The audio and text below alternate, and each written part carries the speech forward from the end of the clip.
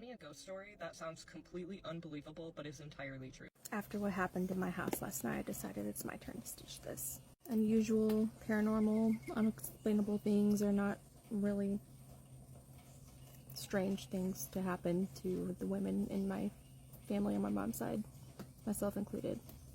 I do think I'm the only one of us women, though, that has had things happen to them consistently throughout my life instead of just a period of my life. And through desensitization over the years, I'm typically not freaked out anymore when things happen. Like, I don't get surprised by things as often or scared. But last night, I got fucking scared. I had been up really late and I decided to take a very late bath. I'd been in there for a long time as well, just chilling, you know, enjoying the peace and quiet. It was dead silent in my house. The kids had been sleeping for a long time. I get out of the bathtub and it's 3 o'clock in the morning, to give you an idea of how late it was. It was 3 in the morning. And then just to give you guys like a visual of where things are happening in the house, from my living room, you go down your typical sized hallway, and then on one side of the hallway is my children's bedrooms, the other side is my bedroom, and then adjacent to those bedrooms at the end of the hallway is a bathroom. So after I get done with my bath, I get out and I start to feel really, really weird. My heart started racing for no reason. I started to feel very nauseous. I was sweating and I felt dizzy as well. And I don't think it was the bath water because I had been in there so long that it had cooled down, and I didn't really feel hot when I got out. And I did check my blood pressure, and like it normally is, it was fine. It was normal, completely normal. I don't know why I was feeling like that, but I was. So I decided to lay down on my bed for a little bit. My bedroom door was open. It was raining. I was laying there trying to calm my body down, listening to the rain outside. And you know how from the inside of your house, the rain outside sounds muffled, right? Well, all of a sudden, from what I believe is happening at the front of my house, by the front door, the rain starts to sound louder, as if somebody had opened my front door. So I grab my pew-pew and I go to investigate. And I don't go all the way into the living room. I stay at the end of the hallway and peek around to look at the front door. And there was nobody there, thankfully. I was freaked out still. I mean, like, it was a freaky situation when you think somebody's, you know, intruding in your home at 3 o'clock in the morning after you've just gone out of the bathtub and aren't even completely dressed yet. So anyway, after I see that clearly nothing's going wrong, I turn around to go put the pew-pew back in the safe, and as soon as I turn around, I see the light flick on from underneath that bathroom door at the end of the hallway, and I hear the toilet flush. And I know I heard the toilet flush because I immediately think it's strange and go open the bathroom door. The reason I thought that was strange is because I'm a step away from my children's bedroom doors, which are loud, like they stick, and I didn't hear them open, I didn't hear them shut, and if my children had gotten themselves out of bed, I would have heard them. They have bunk beds, and they hop down, I would have heard it. So that's why I thought it was so strange. So yeah, I opened the bathroom door, and there's nobody fucking in there. The toilet is draining, it's like going down, you know, all that. It had been flushed, absolutely had been flushed. And I saw that light flick on, but nobody's in there. And I'm trying to make sense of this for some reason, because I mean, come on, what the hell, right? Something's not paying bills around here, but turning my lights on at 3 o'clock in the morning. But I'm still trying to make sense of it. I'm still trying to be a logical, level-headed thinker, and I go and I open my children's bedroom doors, and at first sight, you can tell they'd been asleep for a long time. If they hadn't, they probably would have jumped up just for me to open the door. But I still had called their names just in case, to ask them, like, hey, did you just go to the bathroom? Even though if they had, obviously, I would have seen them come out the bathroom when I opened the door. That didn't make sense, but I mean, like, I'm just like tripping over myself trying to make sense of this in my head, because I was so freaked out, because what the motherfuck, right? I mean, 3 o'clock in the damn morning and this shit's happening. And I'm already freaked out about the door crap. Even though it's nothing, it still freaked me out. I'm still trying to calm down about that. I'm still trying to calm my body down from whatever the heck was making me feel like nauseous and stuff. It freaked me the fuck out. I don't know what the hell. But yeah, it's not the first time something like this has happened. When I was little, I used to have this thing that I like to call the little shit that would, at random times in my childhood, with quite a bit of force, would grab a piece of my hair, like the nape of my neck, and yank my head back. Always the same spot. I haven't had that happen in a long time. And then, like, around the time I was 17, you know, we all know how rough those teenage days are. I was very private. I wouldn't talk to my parents about things and stuff. I internalized everything. I was self-harming. I had suicidal ideation. They didn't have a clue because I didn't share it at all with anyone. And like I have heard so many other people on TikTok describe, I had this thing that I called Chief manifest. I've heard a lot of people on TikTok describe him as the Hatman, and he usually shows up in times where you're going through some sort of trauma or like a state of like severe depression and stuff like that. So yeah, after hearing some people's theories about what that is, like he was freakishly tall. Like I said, he didn't have a hat, but he was just 7-8 foot tall shadow man. I'm not the only one that saw him. My then boyfriend, now ex-husband, used to see him as well. My grandmother saw him once. I had never spoken about him to her before. Yeah, I think he was just there leeching off of my pain and sadness. Like hearing other people's theories, that makes sense to me because he never helped me, but he was never like there to hurt me either. So I think he was just being a user. I ended up eventually later in life, after I had my first 2 children, sending him away, like under, you know, my authority given to me by God, and in the name of the Son, you gotta go and not come back. And I haven't seen him since. And then one new thing that happened to me last week, I was FaceTiming my mother, and I look over from, I'm at the far end of my backyard. I look over, and this tree over here, I see, I had never seen before, besides Chief the Shadow. I had never seen like oh my gosh, I don't even know what this, okay. No offense to anyone, I hope that I don't offend anyone. I'm pretty sure he was a slave because of his clothing. They looked tattered and worn. He had on like a straw hat, and it looked very used. It was beat up. But we made eye contact. Like, he was only there for maybe a couple seconds and he was gone. Like, just dissipated. But we made eye contact. Like, I think we were both looking at each other with like, he didn't look sad or anything. Just like, I think we were just both looking at each other like with curiosity, or like he knew something. I don't know. It was very strange. I wasn't freaked out by that, but I was like, huh. I was actually more so like awestruck, kind of, because I hadn't had that happen before, like where I could actually like see it. But other weird stuff is like I have crazy good discernment regarding evil people. If you don't believe there's evil people, you've never met one, and you're lucky. I have dreams that come true. I've had lots of those. I could tell stories about those if you're interested. They're interesting. They're not really paranormal, but they're interesting. Unfortunately, I'll know when one of my family members is about to pass away, and that really sucks because I can't do anything about it. So, and then since we've moved down here from Oklahoma, we've moved down to the south. There will be spots we drive around and where I feel, sometimes I hear cries, but most of the time it's just a feeling that I feel. I think it's the pain that the slaves went through down here is what I think it is. But I will feel their pain, their sadness, their hopelessness, and it's so overwhelmingly powerful.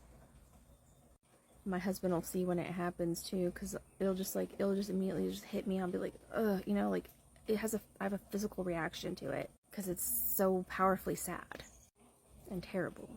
So yeah, unexplainable, interesting things. I hope you guys enjoyed this. Tell me a ghost story that sounds completely unbelievable but is entirely true. I'll go first. So this story is weird. So around this time, I was anywhere from like 8 to 10 years old, right?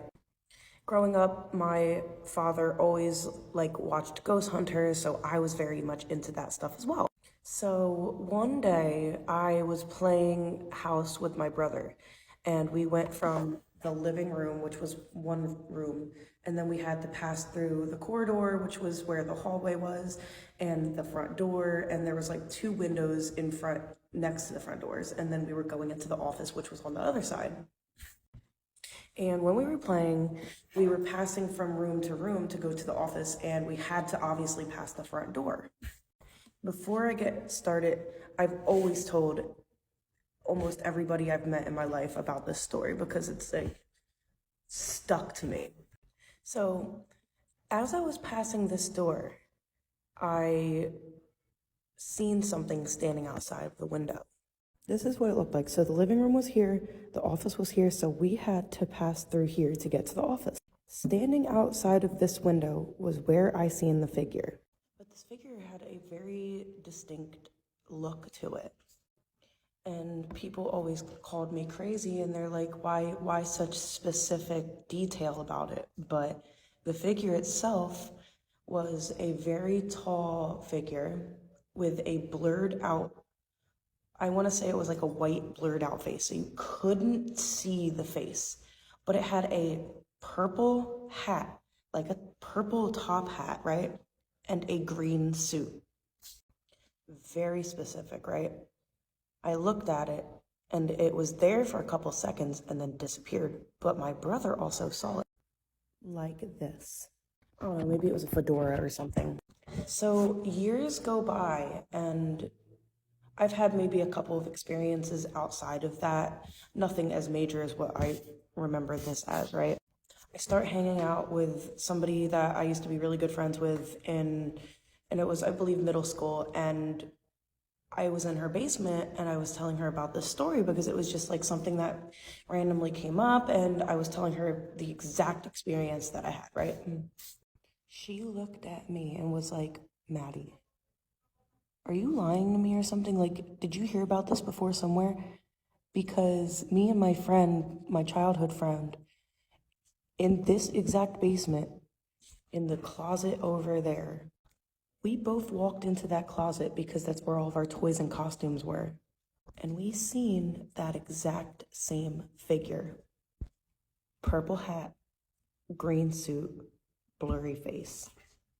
For years, we tried figuring out what this was.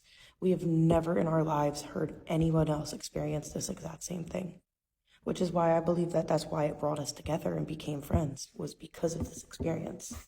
It was so specific that it literally scared the shit out of us. Purple hat, green suit, tall face, like blurry face, whatever. So we did some research, and we weren't too sure if it's what people call the Hatman, because people think of the Hatman as this like Benadryl ghost or whatever, right?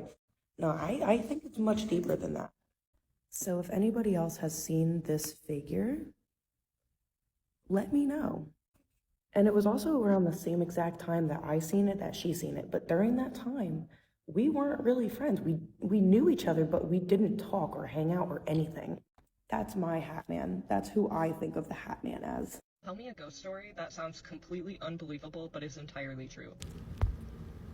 Hey guys, so many of you liked the first scary story, personal experience that I've had that I posted the other day, so got some time today, and I figured I'd tell you the next one that's pretty significant to me.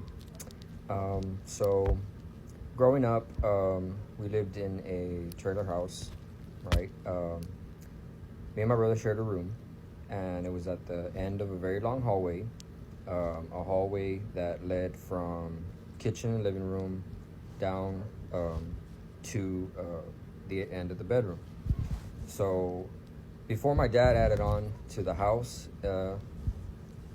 my brother and I slept in a bedroom that's actually in the hallway, a very small bedroom. And we were always scared of this hallway. It was just a long hallway, it was dark, Lights wouldn't always get left on.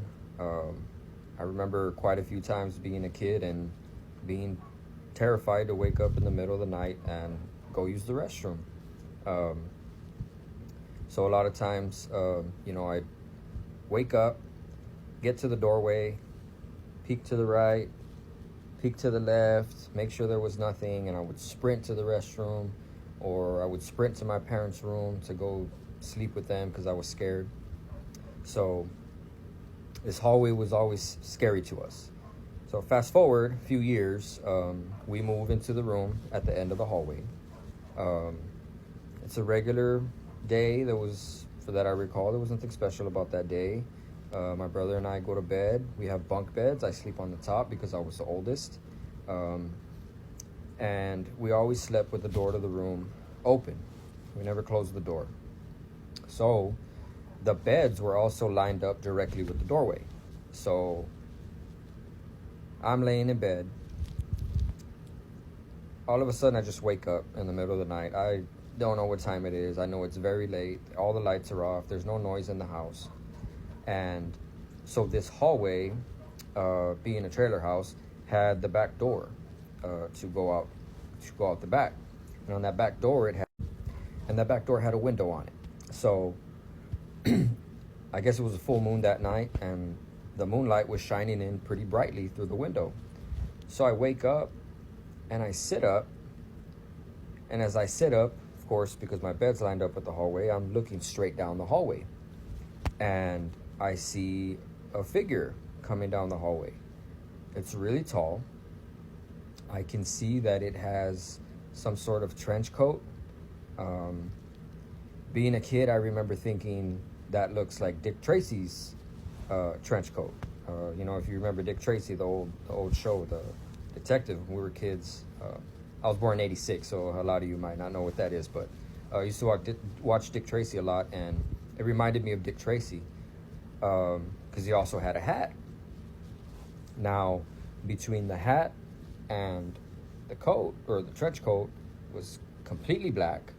From where the trench coat ends on the arms, where your hands should be, completely black. From where the trench coat ends, right about at the knees, down, completely black. And I wouldn't even say it was walking down the hallway. It was more of a glide. There was no footsteps. You couldn't see feet, first of all. And with the moonlight shining in through the window, it was very clear that this was something in the shape of a person with the hat, with the trench coat, walking down the hallway. Now I'm sitting up in my bed, and I look at it for a few seconds as it's coming down the hallway, and instead of coming into my room, it actually turned to the left, which would be my right, into the restroom. Now, our restroom door was notorious for squeaking. It didn't matter how much oil or WD-40 or whatever we put on the hinges. You always knew when somebody was opening that restroom door. It turned in there. There was no noise, no light turned on. Just like it turned into there, and that was it. Now, I was terrified at what I saw. I was more terrified after it turned into the restroom, but didn't make any noise, just disappeared, because at least I could justify before, like, hey, is that my dad getting home really late and walking down the hallway? Like, who is that? So when it just disappeared, I knew it was something paranormal. It was something not of this world.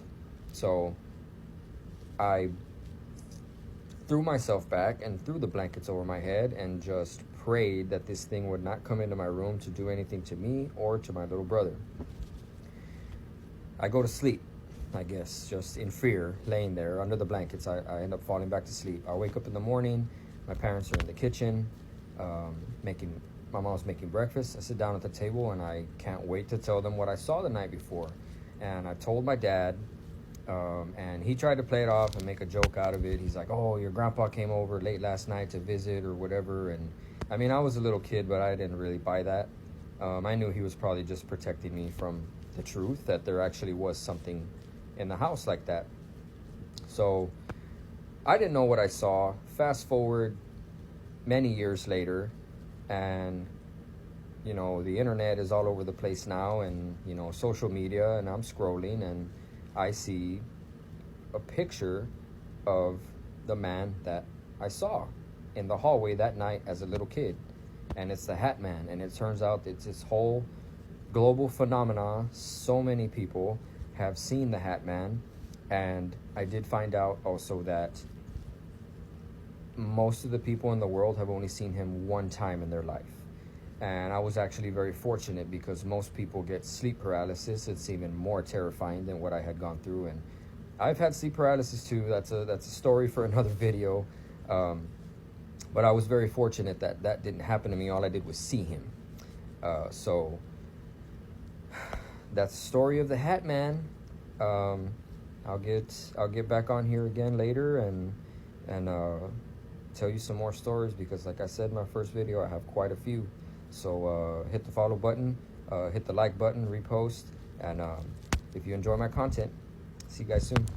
A ghost story that sounds completely unbelievable but is entirely true. I'll go first. When I was 8 years old, my family packed up and moved into a new home. So this house was actually passed down from generation to generation.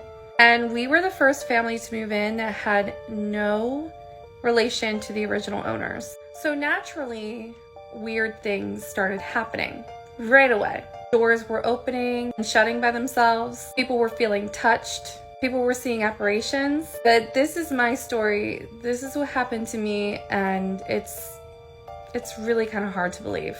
Like I said, this house had been passed down from generation to generation, and over the years, the owners had put additions to the home. So when I first moved in when I was 8 years old, I lived in one of the rooms that had been an addition. It wasn't from the original build.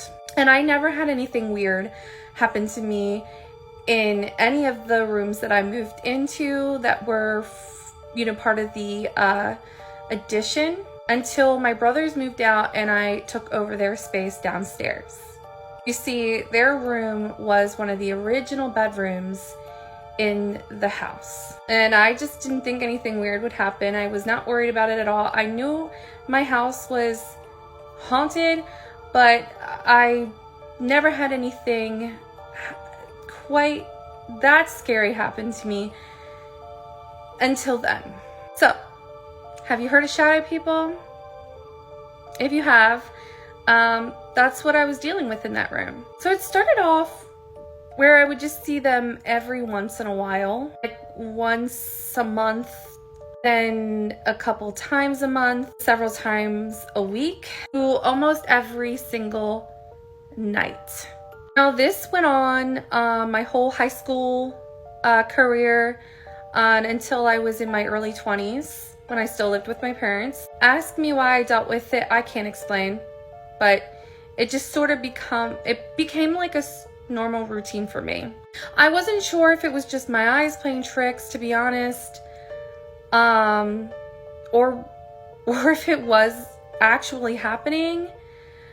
But it did get to the point I was so frustrated with it that I would literally wake up in the middle of the night, see the shadow figure standing there, and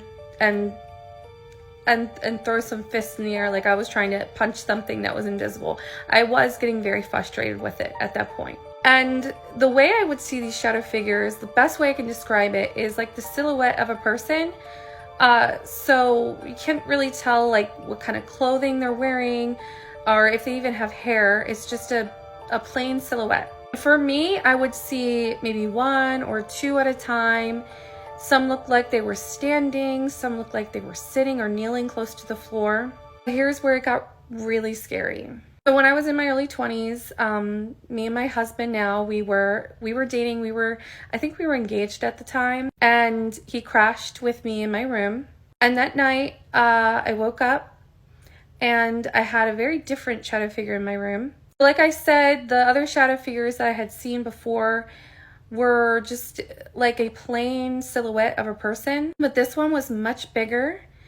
It sort of looked like it was wearing maybe a jacket or something heavy, because I couldn't really see the silhouette of the shape of their body, really. And this one was wearing a hat. It sort of looked like a top hat. Now, if you're still following along and you know what shadow figures are and you've heard of the Hatman,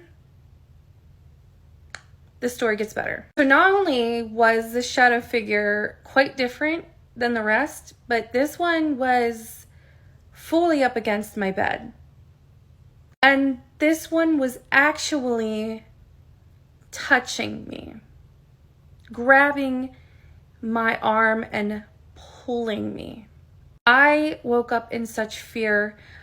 I literally felt like my soul was being wrestled away from my body. I don't know how to explain it, but I was screaming and I was jumping on top of my husband trying to get away from this thing, whatever it was. And my husband woke up. Well, he was my fiance at the time, but he woke up and he starts screaming, get off of her, get off of her. He has no idea what's even going on or what's happening. And then if you've ever experienced shadow figures, you know, like once your eyes adjust and you, you know, sit with it for a few seconds, they sort of just like fade away.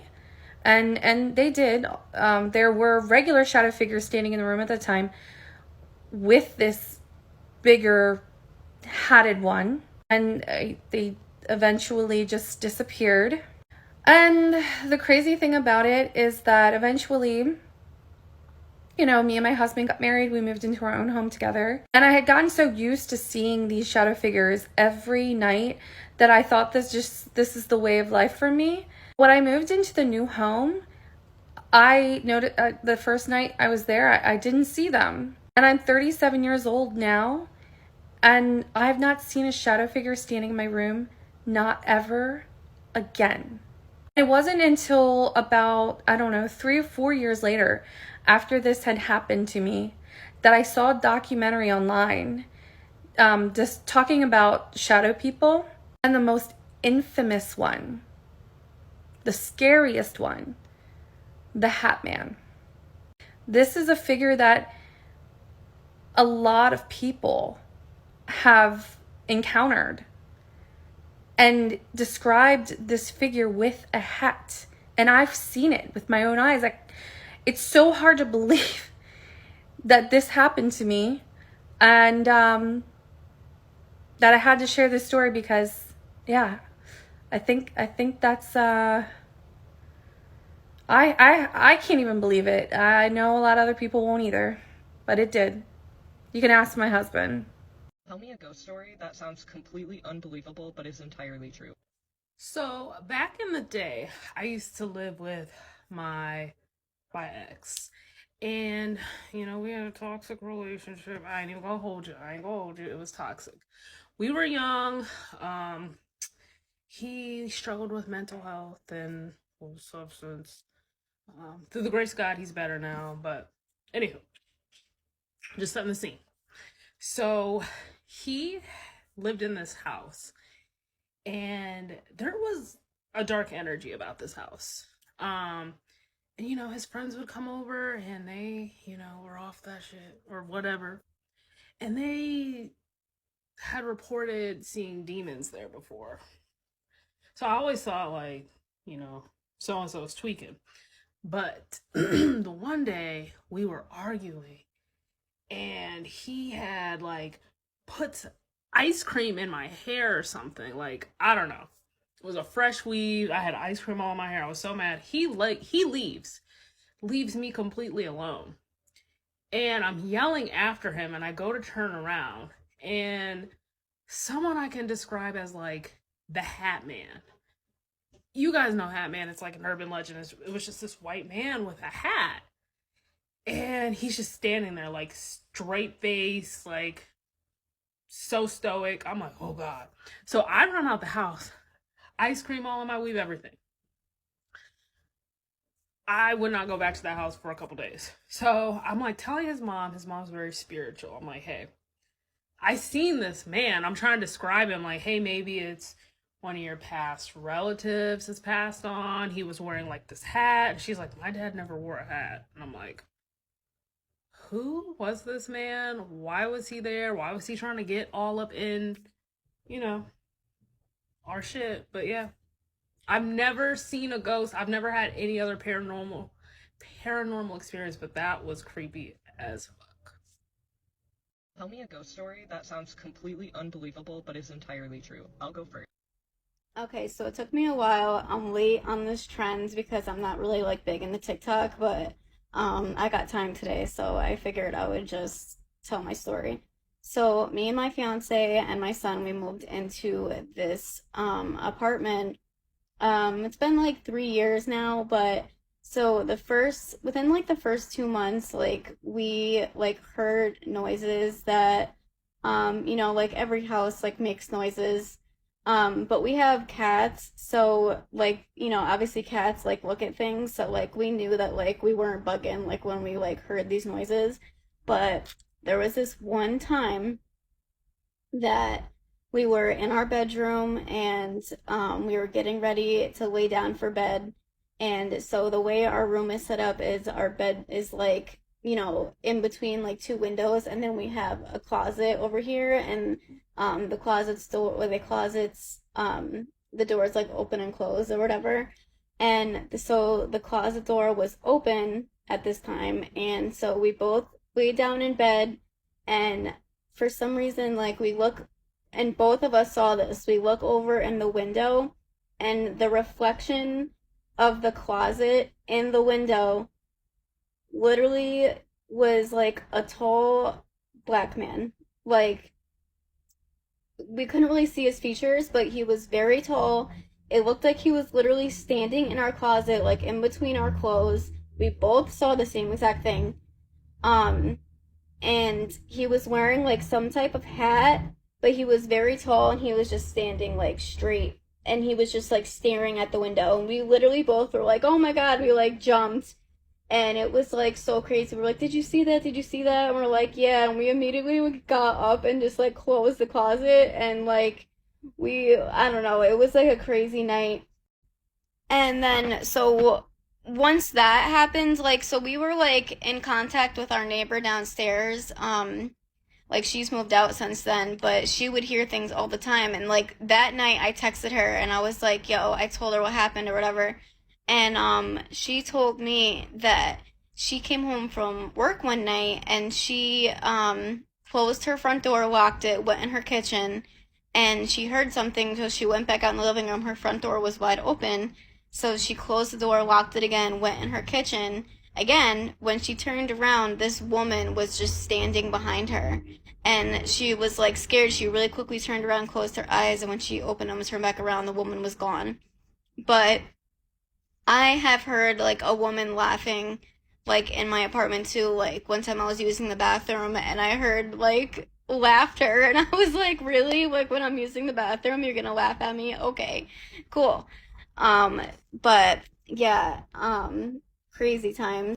And there was just this one more time that once again we were like sitting in our room, and so my son's room is right next to our room, and I didn't see it, but my fiance saw, like a guy with like a top hat, really tall black figure with a top hat going into my son's room.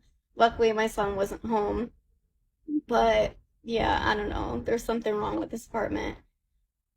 We did try to like sage like one time, and I think we did it wrong. I mean, it worked for like a long time, like it worked for a little while, but so we opened every single room in the apartment, except for the bathroom window we forgot about. So as we were saging, we were trying to open the bathroom window, and it's one of those windows that you have to like turn the like knob to open it.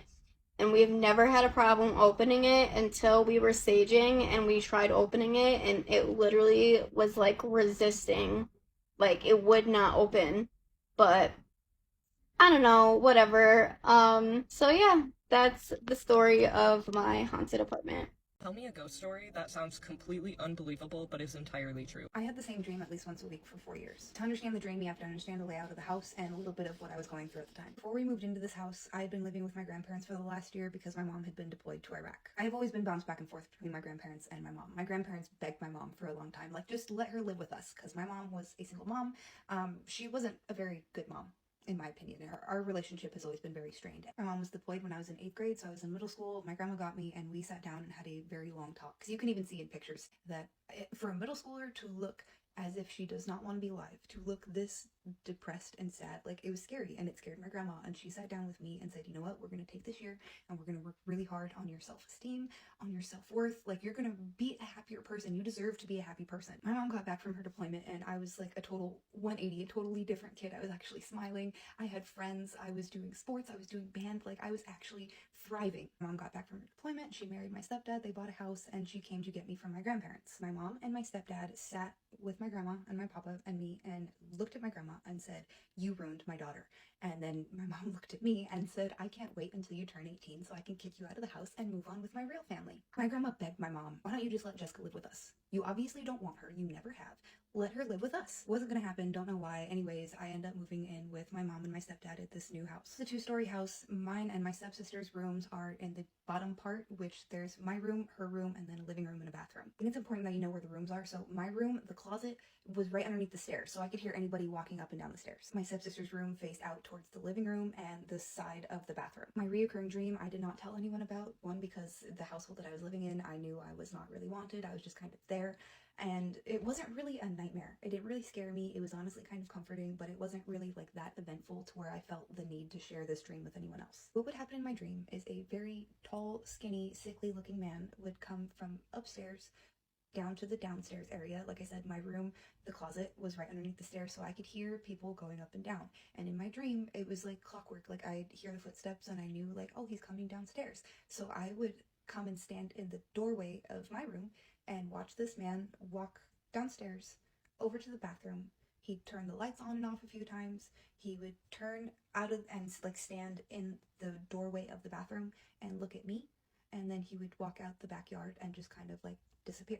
There were no words exchanged. Like I said, this man looked very sickly. I remember him being very tall and wearing a long trench coat, and like I remember his fingers like vividly because the coat like hung off of him and it hit him like right about here on the fingers, and his fingers looked really skinny and bony and just scary, but I wasn't scared. I've always been very active in my sleep. My mom used to not let me sleep with her after I had a nightmare when I was a kid because she said that I would kick and punch and scream. I still talk in my sleep, and it seems like when I'm really, really stressed out and going through a lot of stuff, that's when I start sleepwalking. My stepsister said that a few times because she would sleep with her door open sometimes, and she said that I would get up in the middle of the night, go over to the bathroom, turn the lights on and off a few times, turn around and look at my bedroom door, and then just go back into bed and shut the door. And like, I didn't remember any of this. She would tell me this and she wasn't freaked out, but she was just like, that's kind of weird. Like, why do you sleepwalk and like play with light switches? I found it weird, but I didn't really think too much about it. I just chalked it up to coincidence, especially because like when I would live with my grandparents, they were very conservative Christian people, so we didn't really, the paranormal was not something that was discussed or given really any energy to. It wasn't until two of my friends, two people separate from each other. I was friends with one girl when I was a sophomore in high school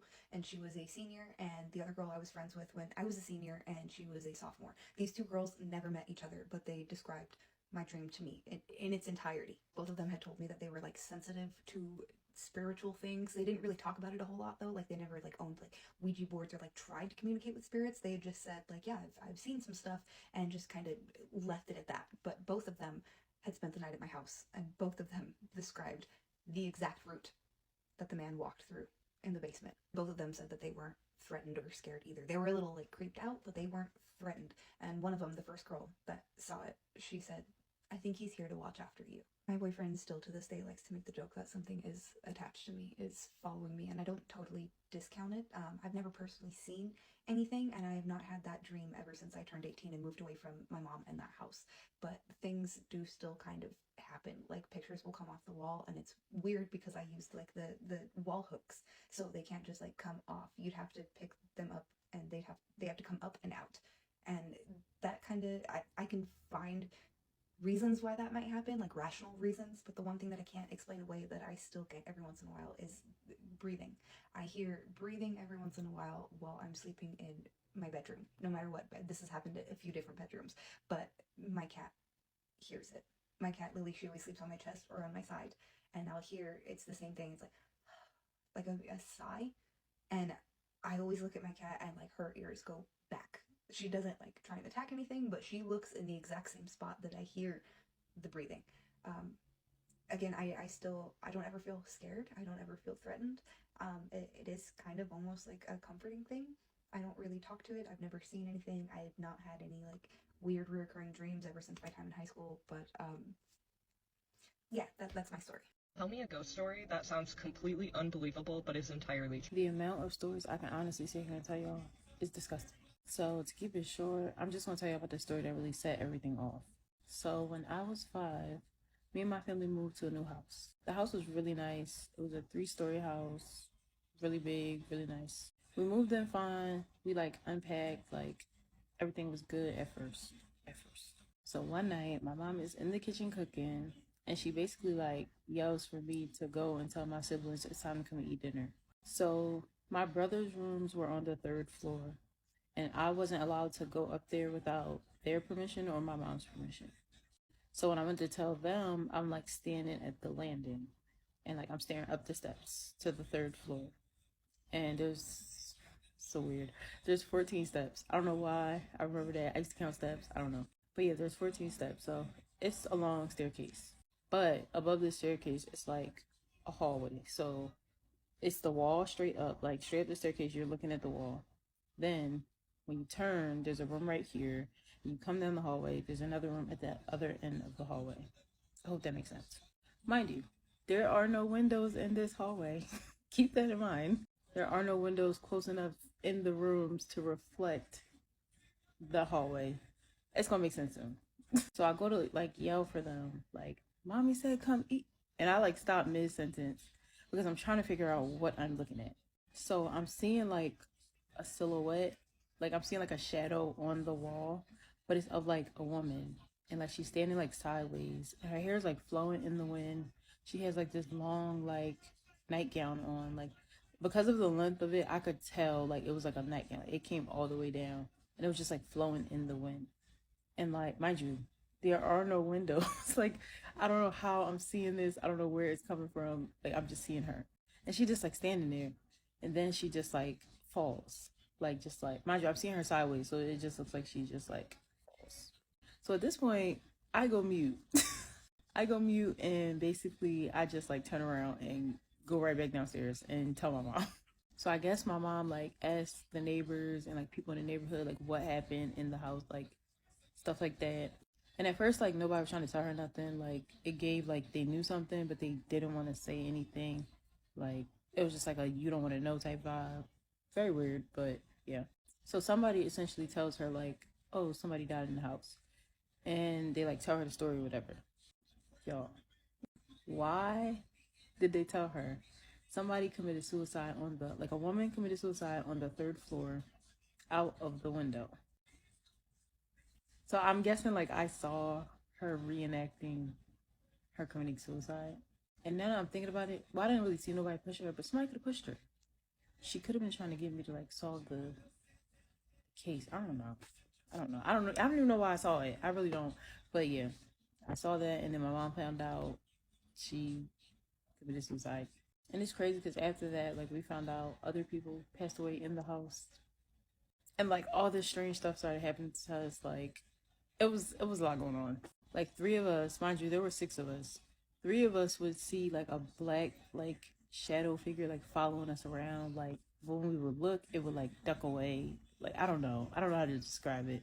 We would like try and chase it around corners and like see where it went, and nothing would be there. I would like play with my toys, and like I had like dolls, like Barbie dolls, Bratz dolls, all types of different dolls. I would like play with them and come back, like leave and come back, and they would be in different positions. Like somebody else was playing with them. Mind you, I know nobody else is like coming in my room and just playing with my toys. I don't know. One time we heard something like it sounded like not a human, but something like big, and like I don't know, but we heard something like crawl through the wall. Like we were about to watch a movie, and as soon as it got like really quiet, something like crawled through the wall. And I'm not talking like through the bottom, like, oh, it might be a mouse. No, I'm talking top to bottom, crawling through the wall. Like we heard it. And I've seen other like spirits, I guess, in the house, because I've seen like other people, but it wasn't the lady that I saw the first time. I had crazy dreams all the time, sleep paralysis all the time. Like it was really a lot going on in that house. I don't know. But yeah, if y'all want to know more, let me know. Tell me a ghost story that sounds completely unbelievable but is entirely true. So I guess I have another ghost story since everybody's liking them so much. Start off, I am no stranger to spirit ghosts, seeing things, whatever you want to call them. So this particular story, it just relates to my grandmother. We were at my aunt's house. Now, backstory, my aunt now lives over my grandfather, which is my grandmother's husband. After she passed, we moved him into an apartment, and my aunt stays over him, which is above him. So my grandfather doesn't like a lot of noise, doesn't like a lot of bumping, and anybody that stayed in the apartment knows what it sounds like when people are doing too much above you. So my grandfather doesn't like that, you know. So every so often, and it was if my aunt was there, he would kind of hit his cane on the top of the ceiling and bump us and let us know, hey, you know, be quiet. So that was our cue, and we know that, hey, we making too much noise, we need to be quiet. So, but when my aunt was not home, he wouldn't do that. So my aunt left. It was me and my cousin. We were all having fun, you know. We turned the music up. We had our own little semi-party inside of the house with just us, okay. So it's maybe 9. It's nighttime because my aunt, she's gone out with her friends. So we're having fun. We got the music loud, and all of a sudden, and at this time, I'm still communicating. Me and my grandmother is still communicating. We're talking. We're, you know, have our own little thing going on.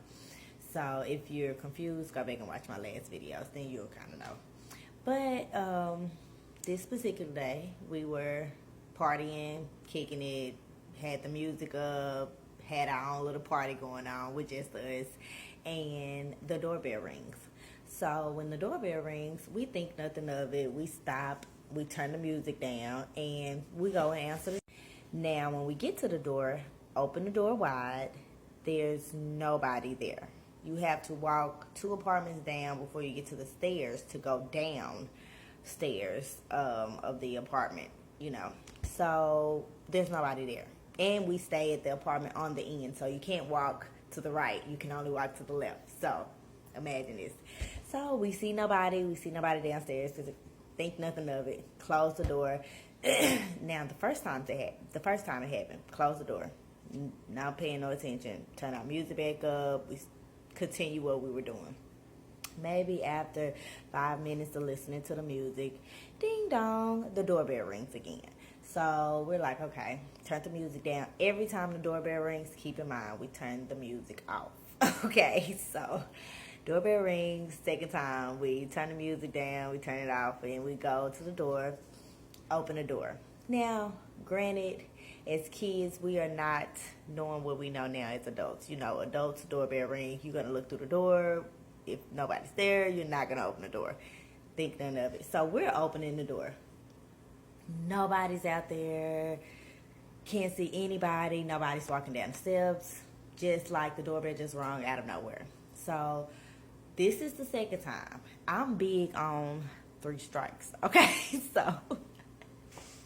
so this is the second time. Okay, so now I am on alert. My antennas are standing up, and I'm like, what the hell is going on? Okay, my cousin, she's going on about her business like nobody's at the door. Me, because I'm so into this world that I'm in, and I have so much going on in my personal world that people don't know, and they think that it's rude. I mean, not rude. They think that it's weird. So Second doorbell, I'm on alert. I'm like, okay, what the fuck is going on? Like, what is going on? So we turn the music back up. We start back partying, but I am on alert. Like, I am looking around. I am actually waiting on this doorbell to ring again. So lo and behold, the doorbell rings again. And this time, I'm standing right at the door because I'm on alert. My cousin turns the music down. I swing the door open. I'm like, what is going on? And nobody's there. Nobody is there. Pitch black dark. Nobody rung the door. So at this moment, I'm like, fuck the music. We're not turning the music back on. We just gonna sit here. We're gonna have like a woosah coming to Jesus moment. Let's sit down in a circle. Let's communicate. Let's figure out what is going on. Why this doorbell keep ringing? Am I the only one? Like, what is? It's not normal. So I don't turn the music back up. The night is over. Our party is over. Okay, we're done for. We're gonna watch TV. We're gonna sit down. We're gonna have a self-evaluation. Is what we're gonna do for the rest of the night because we don't know what's going on. When my aunt comes home, we let her know what went on, what's going on, and it took her to make me realize that was my grandmother. Because every time we rung the doorbell, we would turn the music off. So as long as we didn't have the music up loud, interrupting her husband because it's 9 and 10 o'clock at night and he's trying to get some sleep. But of course, he's not going to bam his cane up there because when my aunt's not at home, he's like, those kids are not going to listen to anybody. They're going to keep making noise. So he would just ignore it. So my grandmother was like, my man is trying to sleep. Turn this down. And turn it down now. Needless to say, she did not play about him in life or afterlife. Okay, so we did not turn the music back on. Our party was over. We waited on our aunt to come home to then let us know what really happened. But that's another one of my ghost stories. If you want to hear more, just let me know. If you have some ghost stories, send them to me, and I don't mind telling them.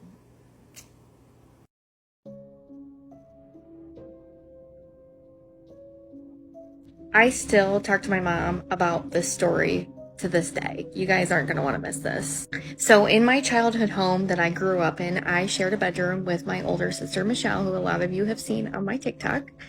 And we had like a bunk bed, but we would, if we didn't stack them up, we would put them, you know, on either side of the room. And the room was really small. So it was like our bed, a little nightstand in the middle, and then her bed on the other side. So we were really close, always hanging out, always playing together. Now, just to give you a little bit of backstory, this house was actually moved from Detroit, Michigan to the town that we were living in, which I don't want to say for obvious reasons, to give away where I'm at.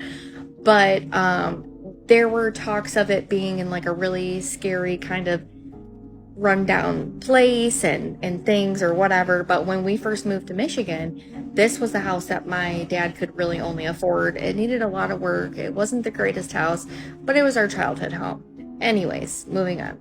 One night we both go to bed. Everything's fine. I fall asleep and then I wake up in the middle of the night and I see a shadow in the right corner of the bedroom. And it's shorter. It's like the size of a child. And I can make out the shape of a little boy. I can tell this is a little boy, even though he doesn't look like a human. You know, it was basically like a shadow, but you could tell he was a boy. He had short hair and kind of boy-like clothes on or whatever. I was so paralyzed with fear. If you've ever been in that situation where you're so scared, you can't move, you can't talk, you can't do anything, that's what happened to me. I sat up straight. I couldn't call for my mom. I couldn't wake Michelle up, even though she was sleeping right next to me. And finally, I was able to say, "What is your name and what do you want?" Now, keep in mind, I was probably 6 at the time, and I had never seen anything like that. I've never experienced any kind of spirit or demon or angel. To this day, I'm still not sure what that was. I just know that I was frightened to death.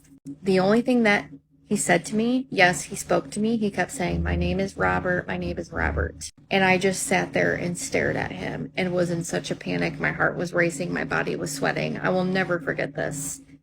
Eventually, it was like he just kind of dissipated. He went away. And I stayed in bed for the rest of the night with the blankets over my head.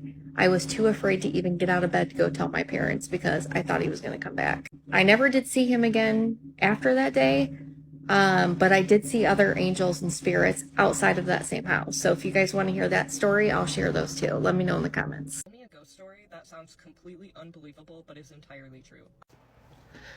So in 2015, my then boyfriend and now husband went down for a long weekend to Orlando. I lived there for a while, so I still have friends in the area. He has friends that have settled in the area since college, so we always have people that we can go and see and, you know, visit them at their houses and do dinners and whatnot. It's always a good time. So we went down for, I think it was a long weekend, this particular trip, like a Friday to a Monday. We were staying at a hotel locally, like on International Drive or something like that. And after a day at one of the theme parks, we went to meet up with one of his buddies who at the time was managing a bar maybe 20 minutes away from the Lake Buena Vista area. So we drove out to the bar, excited to see him and, you know, where he works and check out the bar and everything. And we were there for maybe an hour. It was probably pretty late because if I remember correctly, we stayed and watched the fireworks at 9. So we probably got to this place at like 10:30, okay? Saturday night, maybe Friday night. So we get there. It's great. Good times. Have a drink or two. He closes up. We're the last ones in there, you know, as his like guests. And we go down like 2 doors to another place that was like bigger and a little bit more hopping. And it was fun. We probably had a drink there, maybe 2. We weren't there that long though, because it was like, we wanted to hang out and we wanted to talk and everything. And that place was like, it was wicked loud. So he was like, well, why don't we go back to my place? No one's there now. It's all closed up. You know what I mean? Like everyone will be like away from it. We can like just go right back in and settle down at my place. So we leave the second place we went to. We go back to his bar. He unlocks the door, lets us in, locks it behind us.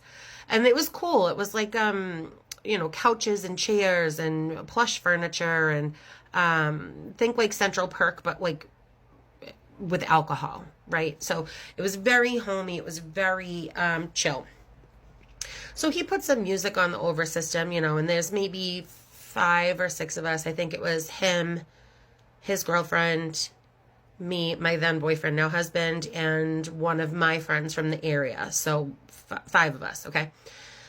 And, you know, a little bit after being there, I had to use the bathroom. So he directed me where to go behind the bar and how to get to the bathroom in the back. So off I go. And walking to the bathroom, I came like this close to bumping into a woman who was in like one of the back rooms on my way to the bathroom. So I very quickly was like, oh, like, I'm sorry. I didn't realize anyone else was here. Like, I'm sorry. I almost bumped into you, you know, whatever I said. And she kind of just like side-eyed me and then kept walking through the doorway that was to my left. So I was like, all right. I went to the bathroom, came out of the bathroom, didn't see her, went out to where my husband and our friends were sitting. And, I said to our friend that was the manager there, like, you know, I think I like maybe irritated or like I annoyed like your, you know, whoever the lady is that's working late back there. Like I almost bumped into her. And like, he was like, what are you talking about? So I just sort of repeated myself. Like when I was going to the bathroom, you know, the blonde lady back there, I almost walked into her and I apologized, but she like didn't really seem like she cared to hear me out, you know, like not a big deal. I didn't realize anyone was going to be back there. And his face went white, and was like, I can't believe that you just said that, because there have been like reports and people have said that they've seen a ghost in the bar at different times, different people, different patrons, staff members, and they always say it's a blonde lady. You know, did you see her close enough to know what she was wearing? And I was like, well, yeah, but now this person was as clear as I am right now. Like it wasn't like a phantom, it wasn't a shadow, it was another human walking by me, right?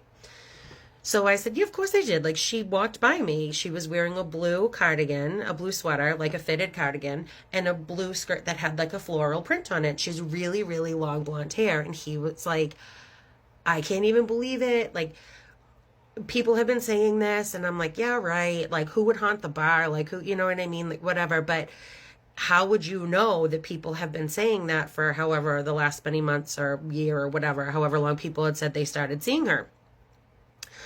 So my husband was kind of laughing because this isn't my first experience with spooky stories. Let's say, we'll leave it at that. I've had a few spooky encounters in my life, and he was just like floored. And we let it go. We finished out the night. He cleaned up what little mess we had made while we were there, and then we went on our way. But I still think about it because he was very much like, oh, I don't want to know, I don't want to see it, like, why would you want anything to do with that? But I still to this day am like, who is she? What? Why is she in the back room of your bar? Did she work here? Does she like you? Like, what was this building before it was the bar? Like, I need answers. And he was like, you're not getting them. You're never going to know anything more about this. And it freaks me out that you saw her to begin with. And so yeah, that was my encounter with the very pretty blonde-haired ghost in Orlando. Tell me a ghost story that sounds completely unbelievable but is entirely true. I'll go. Okay, so this is something that I just never really told anybody. I just used to keep shit like this to myself because I didn't want people thinking I was crazy. But I used to live in this house, and we moved out during COVID. Now, I lived in this house all the way from when I was in the 6th grade up until I graduated college. Now, as a kid living in this house, I could instantly tell that something was off because it seemed like all the creepy and spooky shit would only happen to me. Now, I was a very intuitive person, and sometimes I could sense shit or see things. Okay, now this one time in particular really spooked the hell out of me. I still remember. It happened during summer vacation. I had just been promoted to the 9th grade. And now I was always the last person to fall asleep at night. I don't know why. I used to stay up all night watching all the good shit that used to come on Adult Swim. Now, this all started from within the kitchen. Now, in the kitchen, we have this old clock/radio that sits on top of our microwave. It doesn't work, and we never plugged it up because it is always feedback, a lot of static, and you could never make out what they were actually saying. Okay, now keep in mind, this radio, we never plugged it up. It always stayed unplugged. Tell me why at 2 o'clock in the morning, I just hear some loud ass music coming from the fucking radio. I go in the kitchen and investigate. It's the fucking radio plugged up. Plugged up. This radio hasn't been plugged up in years, and all of a sudden this bitch started playing music all throughout the house, and I was the only one in the house that was awoke. And as a kid experiencing that shit, I was so fucking scared. I kid you not, I turned on every single light in that fucking house just to walk my ass up in the kitchen and unplug that bitch. Now, I unplugged the radio. The next thing that happened makes this even fucking scarier. About 10 minutes later, I'm back in my room chilling, watching Naruto. I hear a loud ass thud come from the fucking laundry room. Okay, and now, in order to get to the laundry room, you have to go through the kitchen. So guess what I do? I get my ass up, I turn on all the fucking lights again, and I go through the kitchen. Right before I'm able to step foot inside the laundry room, I just get a strong whiff of bleach. Now, y'all, in our laundry room, we had 3 shelves. We always kept our bleach on the top shelf pushed against the back wall. So how in the hell did a bottle of bleach that was pushed against the back wall manage to fall on the floor? Now, I kid you not, I just stood there. I'm just looking at the shit like, okay, so if it was, how the fuck did it? I'm just in disbelief because I'm like, what the fuck is going on? So I get the mop, and as I'm starting to mop up the bleach, all of a sudden my ears started ringing. And you know how you can sense that there's somebody behind you? So bitch, I'm looking. Ain't nobody behind me, but my ears is fucking ringing. And that same bleach bottle that was on the floor that got knocked over, I just see that bitch start rolling. I hauled ass up out of that motherfucking laundry. Man, I ran to my mama room. I said, Mom, get up. The bleach fell. I said, the bleach fell. Something wrong. Somebody up in there. She never got up. So guess what? That bleach stayed on that floor till the next morning. I could literally make a fucking documentary film about this fucking house. I experienced so much shit, And I remember several times when I would be home alone, I would literally hear fucking footsteps in the attic as if someone is walking up there, but it's impossible. This house used to scare me so fucking bad that, like, my mom didn't get off work until like 7, so I would literally be standing outside all fucking night until she got home, and she'd be like, "What the fuck you outside for? Is something wrong with this fucking house?" Tell me a ghost story that sounds completely unbelievable but is entirely true. I'll go. So I've actually never told this story because it sounds crazy, it sounds made up, but here we go. So I have this very, very good friend of mine. We're still friends till this day. And when we were young teenagers, she was experiencing a lot of paranormal activity, especially in the place that she was living at the time, like footsteps, like whispering of voices or whatever. And sometimes things would fall, like that kind of stuff. So one day I'm over, we're hanging out, just like taking pictures, doing what young girls do. And like, out of nowhere, I kind of felt like this very like dreadful feeling, but I ignored it because like nothing was happening. Like we're having a good time. So we continue to take pictures and we snap a picture. And when we look at the picture, we both look demonic. Like my face was white and like my mouth was like drawn down, like ghost face, like that's what I look like. And she had like red pupils and like stitching on her lip. Oh my God, I'm freaking out just thinking about it. And this was like on our little like flip phones. And when I tell you, we were so scared that we just like deleted the photo and acted like nothing happened. And her and I have not spoken about it since. And this is the first time I'm mentioning it in like 15 years. I promise you, if it didn't personally happen to me, I wouldn't believe it. But it was so freaking scary. Tell me a ghost story that sounds completely unbelievable but is entirely true. Okay, so my daughter has been telling me to get on this trend because we've experienced so much in our lives. And I mean, up until yesterday, we've had things going on. But I grew up in a really haunted house, and thankfully nothing like bothered me to where it was like, okay, we need to go. But things were just creepy. My mom had an initial reaction of everything, like typical Black mother. If it's not fucking with you, don't fuck with it. So that's how we looked at it. Now, there was an entity that we didn't know what it was, who it was, where it came from, but it was never inside of my house. It was always outside of my house. And you could see it in the windows, basically. Or if you were looking in a mirror and there was a window there, you would be able to see him. The best way to describe him is what like most people would describe the Hatman as, but he was not the Hatman. We couldn't even see his face. So we would just be like, oh, the shadow dude, the shadow guy, whatever. So one night I'm sleeping and knocked out with my daughter. She's like 3 weeks old. And I see the lights come on. Lights come on in my room and I'm thinking maybe it's just my mom looking for something. So I don't wake up. But something kept like nagging me like, bitch, wake up. So I woke up. And I was like, okay. So I checked on my baby. She was in my arms. And I'm like, okay, she's straight. Then I looked over, like, towards the walkway of my door when my mom's door was open. And I'm like, okay, she's good. So then I look over to my right. And then I see it. And I'm like, oh, okay. My daughter had a toddler bed already, even though she was an infant. My sister went crazy and bought her a toddler bed. On her bed, there was a man sitting on her bed, rocking back and forth. And he was like holding his head. And then he put his hand down and it was bloody. I'm thinking I'm dreaming. So I'm like tapping myself like, oh, girl, wake up. I'm very much awake. So then I started screaming for my mom. And I'm like, Mom. But that's how I thought it was coming out. It was more so as a whisper. So she's thinking that I don't want to wake up the baby. So she comes in and she's like, yes, babe. And then she looks over and she goes, oh, okay. What, mommy? Like, what? So I'm like, okay, you see it too. And she's like, yes, give me the baby. And I'm like, Mommy, I can't move.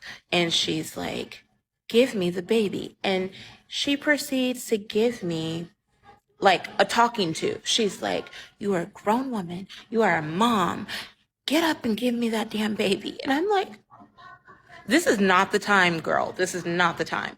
So I'm like, I can't move. And I start crying. So she was like, mm-mm. And she runs in the room. She runs in the room and takes my daughter from me and then runs out. She just left her child. She took my child, but left her child. So then I'm really crying because in my room, I had mirrored closets and I could see what was in the back of me, which was a window, and the shadow man was there. So I'm like, okay, this Winston left me with not one ghost, but two ghosts. Are you kidding me right now? So I am like shaking and paralyzed because I'm so scared. I've never been that scared in my life. And so I think she came to like, oh shit, my daughter's still there, basically. So she comes back in the room and she's like, I'm so sorry. And she cuts on the light. Everything goes away. And she was like, hold on. And I was like, okay. So then I got up, ran in her room, and she walks back and was like, that was weird. Everything disappeared. The room was dark. And I was like, I thought the lights were on. She was like, no, I just cut them on. So I'm like, oh my God. Come to find out, we did some history on our house. And basically because we live by a prison, a lot of prisoners would escape and run through the path of our house before it was built. Well, that person that was sitting on my daughter's bed, he was one of the people that escaped, and one of the officers shot him. And that officer is the shadow man, the creepy shadow man that constantly, it's almost like, my mom said when we first moved in, she's like, it seems like he's like patrolling the house. And I was like, right? Well, that's exactly what he's doing. And he's still there, very much there. So many things have went down in that house, but yeah, that was the first like real major thing that I actually physically saw, because I would always say, like when I was younger in the house, I'm all right with y'all living here, but please don't show me shit. But yeah, my baby girl, she bought that on. So basically that's like her story. It's her fault. Tell me a ghost story that sounds completely unbelievable but is entirely true. There are so many different stories that I'd love to tell you guys, but this one is probably one of the most scariest. So I don't live with them now. About 6 years ago, my son and I, we moved back in to my parents' home. This was the home that I grew up in as a child, and it was built in the 1920s. No one ever passed away on the property, in the house, whatever. Nothing crazy ever happened. It's just an older house in really nice area in the suburbs. Yeah, there's not much history about it, really.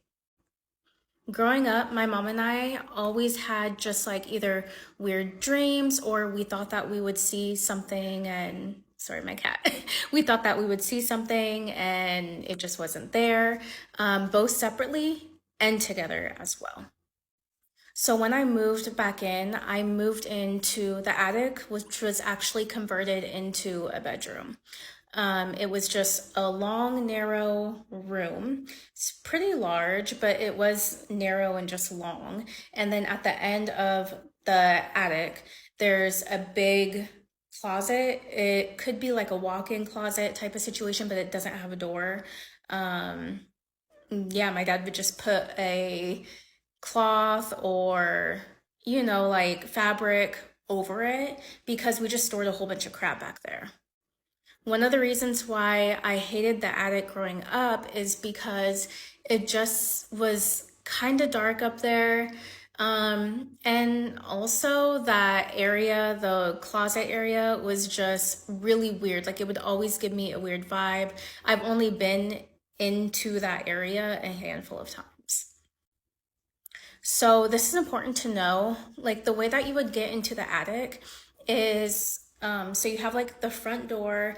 Right at the front door, there's steps going up. So you go up the steps. To the left is a bedroom. I believe at the time it was my sister's room. And then to the right, sorry, left and rights, to the right would be the attic. Now to get up there, you would have to climb up like 3 really short steps and then kind of like crawl in there or hold on to the sides and step in there. It wasn't a full length door.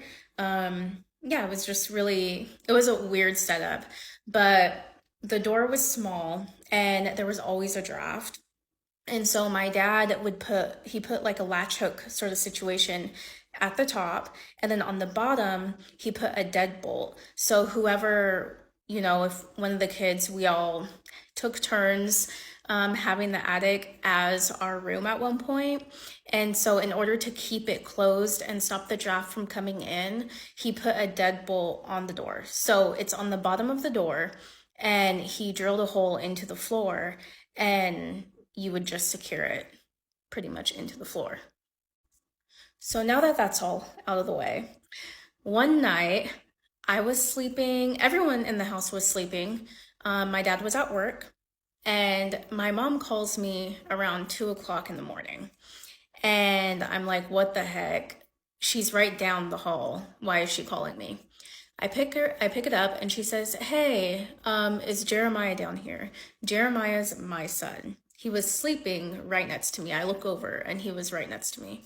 And she says, and I said, no, he's right here. Why? And she said, because it looks like that there's a kid in the hallway, like in my doorway. And I said hi, but they're still standing there. Are you sure Jeremiah's in the room with you?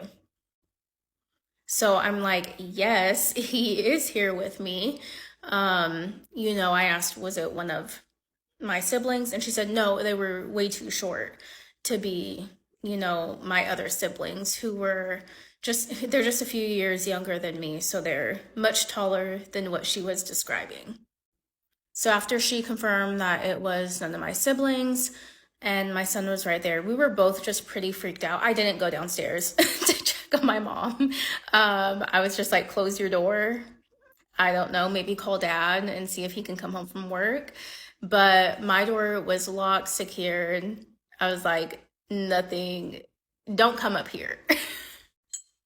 So as soon as we say goodnight, she's like, good night. I'm like, good night, love you.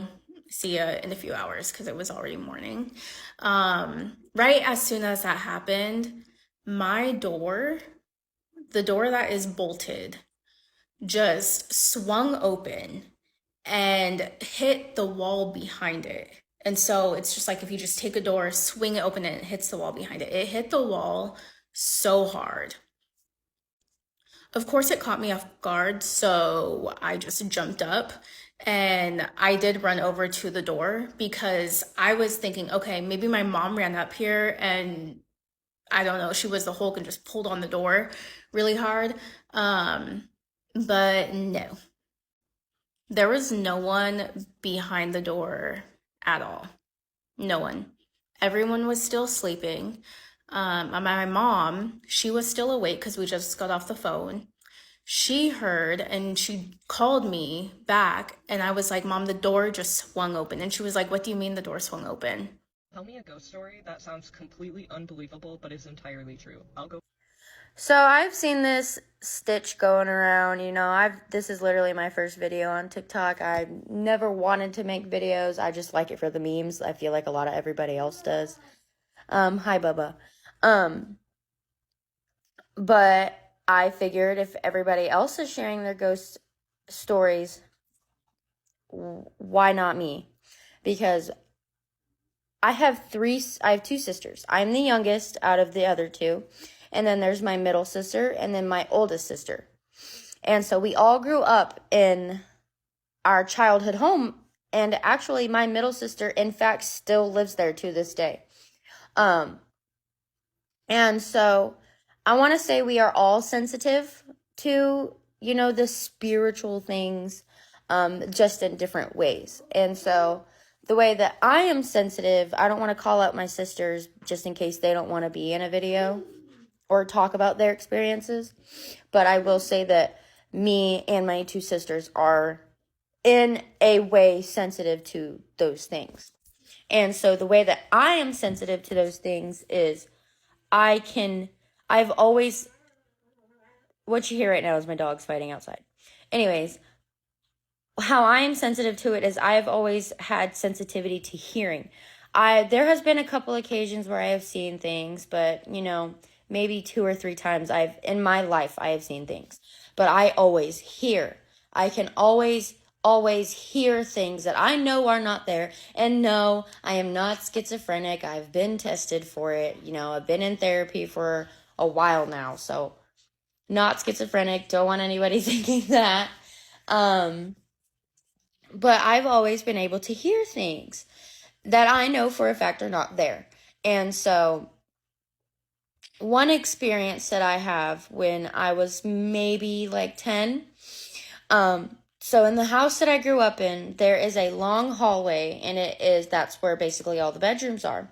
So there's a bedroom here, and then a bedroom across from it, and in between those 2 bedrooms, there is a little closet that we just use to put towels and stuff. And then there are another 2 rooms next to it across from each other. One is the bathroom, and one is the other room. And so my room, the bathroom's here, and so my room was catty corner to it, so they were facing each other this way. And so I had just got done watching a movie with my parents. Both of my sisters were moved out by this time. I'm much younger than my sisters. But me and my parents had just got done watching a movie. I'm the only child in the house now at this point. And there is no light source in that hallway. It is just rooms, and the windows are in the rooms. There's no windows in the hallway. It is literally just a long, dark hallway filled with rooms. And so the bathroom door was completely open. All the lights were turned off. I had picked up my cat, Sebastian, at the time, and I was walking down the hallway with my cat in my arms. And I passed the bathroom.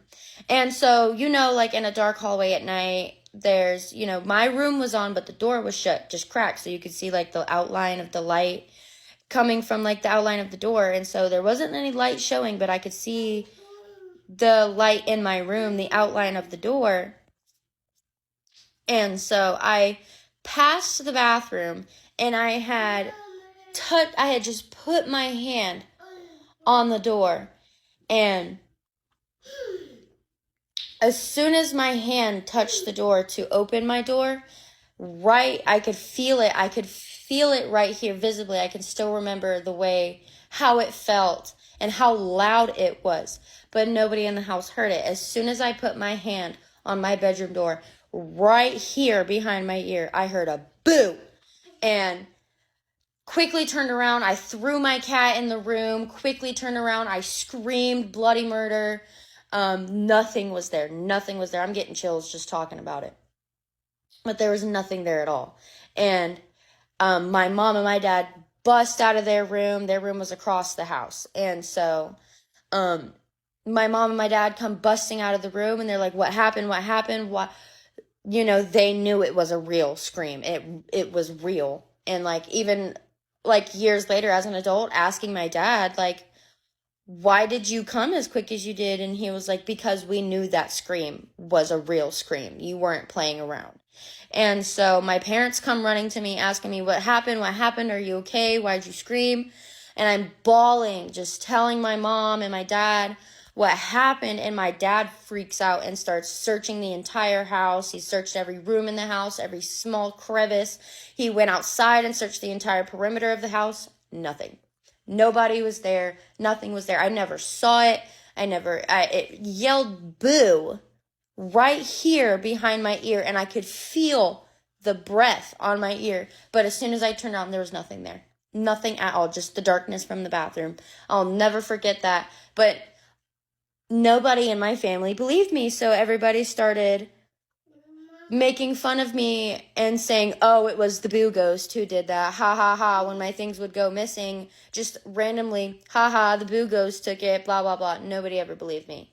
And I really still don't think people believe me, but with all of the other experiences that my mother and both of my sisters had, it's real. It really happened. And that is just one of my stories that I have. I have a shit ton more of stories of the house that I grew up in and experiences I've had when I left that house. And everywhere I've gone, everywhere I have lived since I moved out of that house, if there have are if the people that were already living there have had experiences and are not before I moved in, I always had experiences everywhere I lived since I left that house. And like I'll go into further detail about other stories. You know, I'll ask my sisters if I can share their stories. I'll ask my mom if I can share their stories. But for right now, that is one of my stories. I have tons more if people want to hear them. You know, I'll share. I really don't think that this video is going to go anywhere. I never wanted to make videos. This is my first video, but tons of experiences, tons of creepy ass stories. Still give me shivers to this day, just even thinking about it. Like I can hardly talk about it anymore because it brings back that fear of everything that happened to me when I was a child, and it is fucking terrifying. And so if anybody wants to hear any other stories, I'll make more videos and talk about my other experiences, like with my children and, you know, other things like that. So Tell me a ghost story that sounds completely unbelievable but is entirely true. I'll go first. I have one. My dad and stepmother own a house in rural Maine. It's been in my grandmother's family for decades.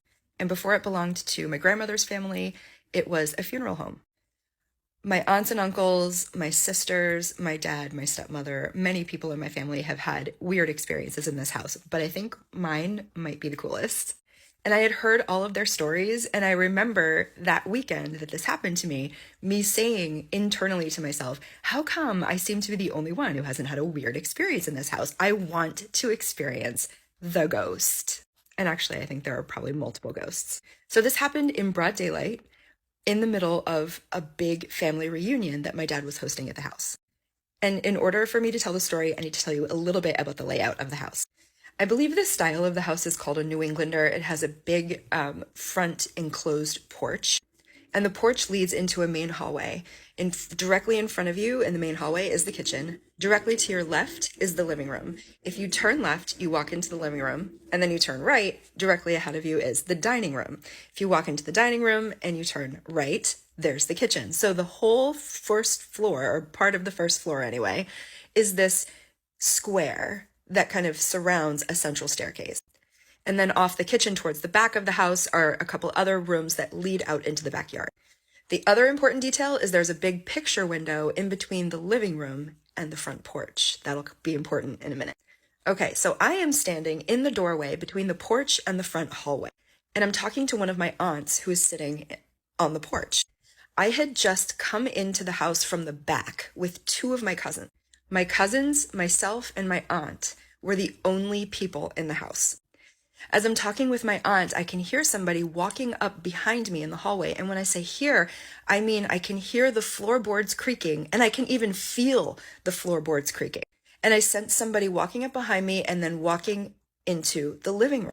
And when they walk into the living room, I can see sort of a weird something going by that picture window. So I know that somebody has walked by me into the living room.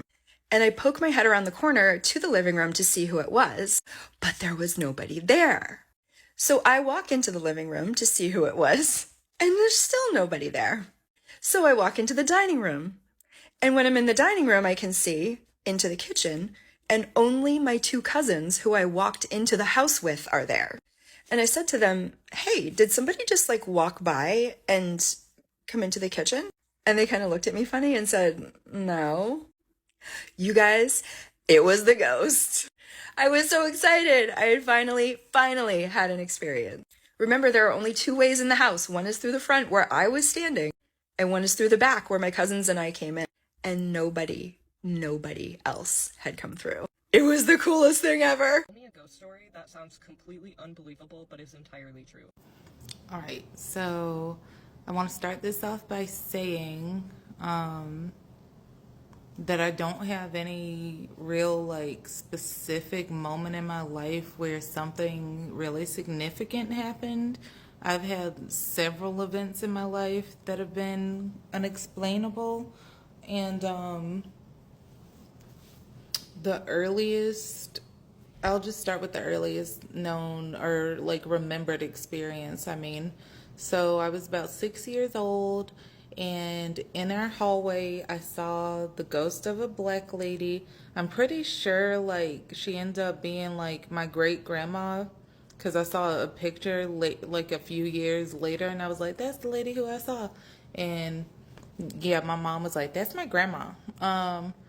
But when I saw her, she was, like, translucent. She had on a knee-length dress, and she had on white sneakers, and her hair was done up, and it was like curled and bumped like here, because you know our mamas and our aunties used to use those hot combs and those like hot rollers to like bump their hair. So that's what it looked like. And I just remember like seeing her walking in the hallway, and I turned and looked at her, and I just was staring at her, and she just stopped walking, and she slowly turned her head to look at me, and I turned away because I was scared, but from the corner of my eye, I could see her staring at me. And then she stared at me for a while, then she turned her head back, and she just kept walking. She walked straight into my parents' room. And then later that night, my dad asked us to come into the room, like me and my nephews, because I did have nephews my age at that time, because my sister is a lot older than me. And he was like, which one of you came in my room? And we were like, none of us went in your room. And he was like, so why is everything unplugged then? Like literally all the electronics in my parents' room was unplugged. But none of us ever went in there. So that was my first experience. And then some other stuff. It didn't necessarily happen to me. It happened to my parents, but it was related to me. So my dad had broken his ankle once, and he stayed home while me and my mom went to go visit a family friend. And he was watching TV in my room. I think like their TV in their room was broken or something. And he was watching the TNT network on TV. He said he got up to go to the bathroom, and when he came back, the TV had been changed to channel 3 and the VCR was on, and the Lion King was inside of the VCR and it was playing. And he know that he did not do that, and he just like, he said he turned it off and he just walked outside, and when we got home, we found him waiting for us on the porch. And then another time, I was like 8 or 9, and I told my mom that I didn't want to sleep in my room by myself because I was scared because people were talking to me at night, and she did not believe me. But she slept in my room that night anyway, and she told me this like years later. She didn't tell me this as a kid, but she told me this years later, that she woke up in the middle of the night and it felt like someone was breathing on her. She said it almost felt like if someone had like a cloth over their face and was breathing through a cloth. Like that's what it felt like, and it freaked her out. And when whatever it was noticed that she got freaked out, she heard a bunch of people laughing at her. And she said that was like the first and only experience she ever had. Okay. And then when I was like 12 in middle school, I had some friends come over and we played a Ouija board in my house, which was not a good idea. Leave that stuff alone. Leave like the occult stuff alone. Do not mess with the Ouija boards. You don't know what you're talking to. You don't know what you're inviting into your home. But this was clearly a bad spirit entity. I'm pretty sure it was a demon. And it was taunting us and being rude. And it was talking about like specific things going on in our lives that other people didn't know about. And while we were actually playing the Ouija board, this picture showed up out of nowhere of this super dark, super black figure. And we showed it to our moms, and they didn't know where that picture came from or what that picture even was. So that was creepy. And it was just like really taunting us. It said that his name was Chris, but I don't think so. And we were just like, please leave us alone. What can we do to get you to leave us alone? And it was like, burn the Ouija board. So we did burn the Ouija board. And that was a bad idea because bad stuff started happening in my home. Like that very same night after we burned it, my dad said that like his glass of water on the kitchen table had just knocked over by itself and spilled everywhere.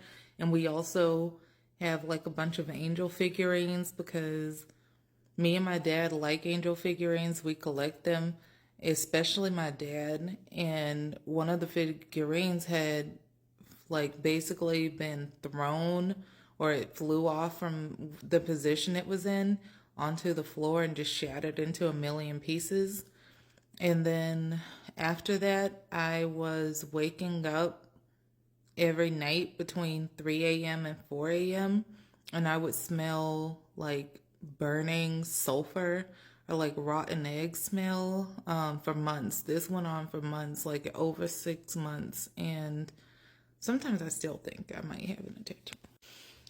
But anyways, like, I was being woken up, and also I would feel the sensation of like someone on my bed, like shaking my bed or pulling the covers to try and like get my attention or scare me or something. And I was really scared during this time, and like weird stuff was being typed on my computer by itself when I wasn't touching it, like stuff like calling me the N-word and calling me like a saint in a mocking way, but and just really creepy stuff, and like stuff was flying off counters by itself, like a knife was shaking on a counter once, and even my mom saw it and was like, that's weird, even though she really didn't believe any of this stuff. She was just kind of over it. But we had to like get a priest to come out and bless our home, and I had to like salt and holy water my room for like over 6 months before the activity died down and finally went back to normal. And I actually had my dad sleep with me in bed because I was so scared. And so that happened. And then there was another time where I moved in with an ex-boyfriend who was super abusive in the house that we were renting.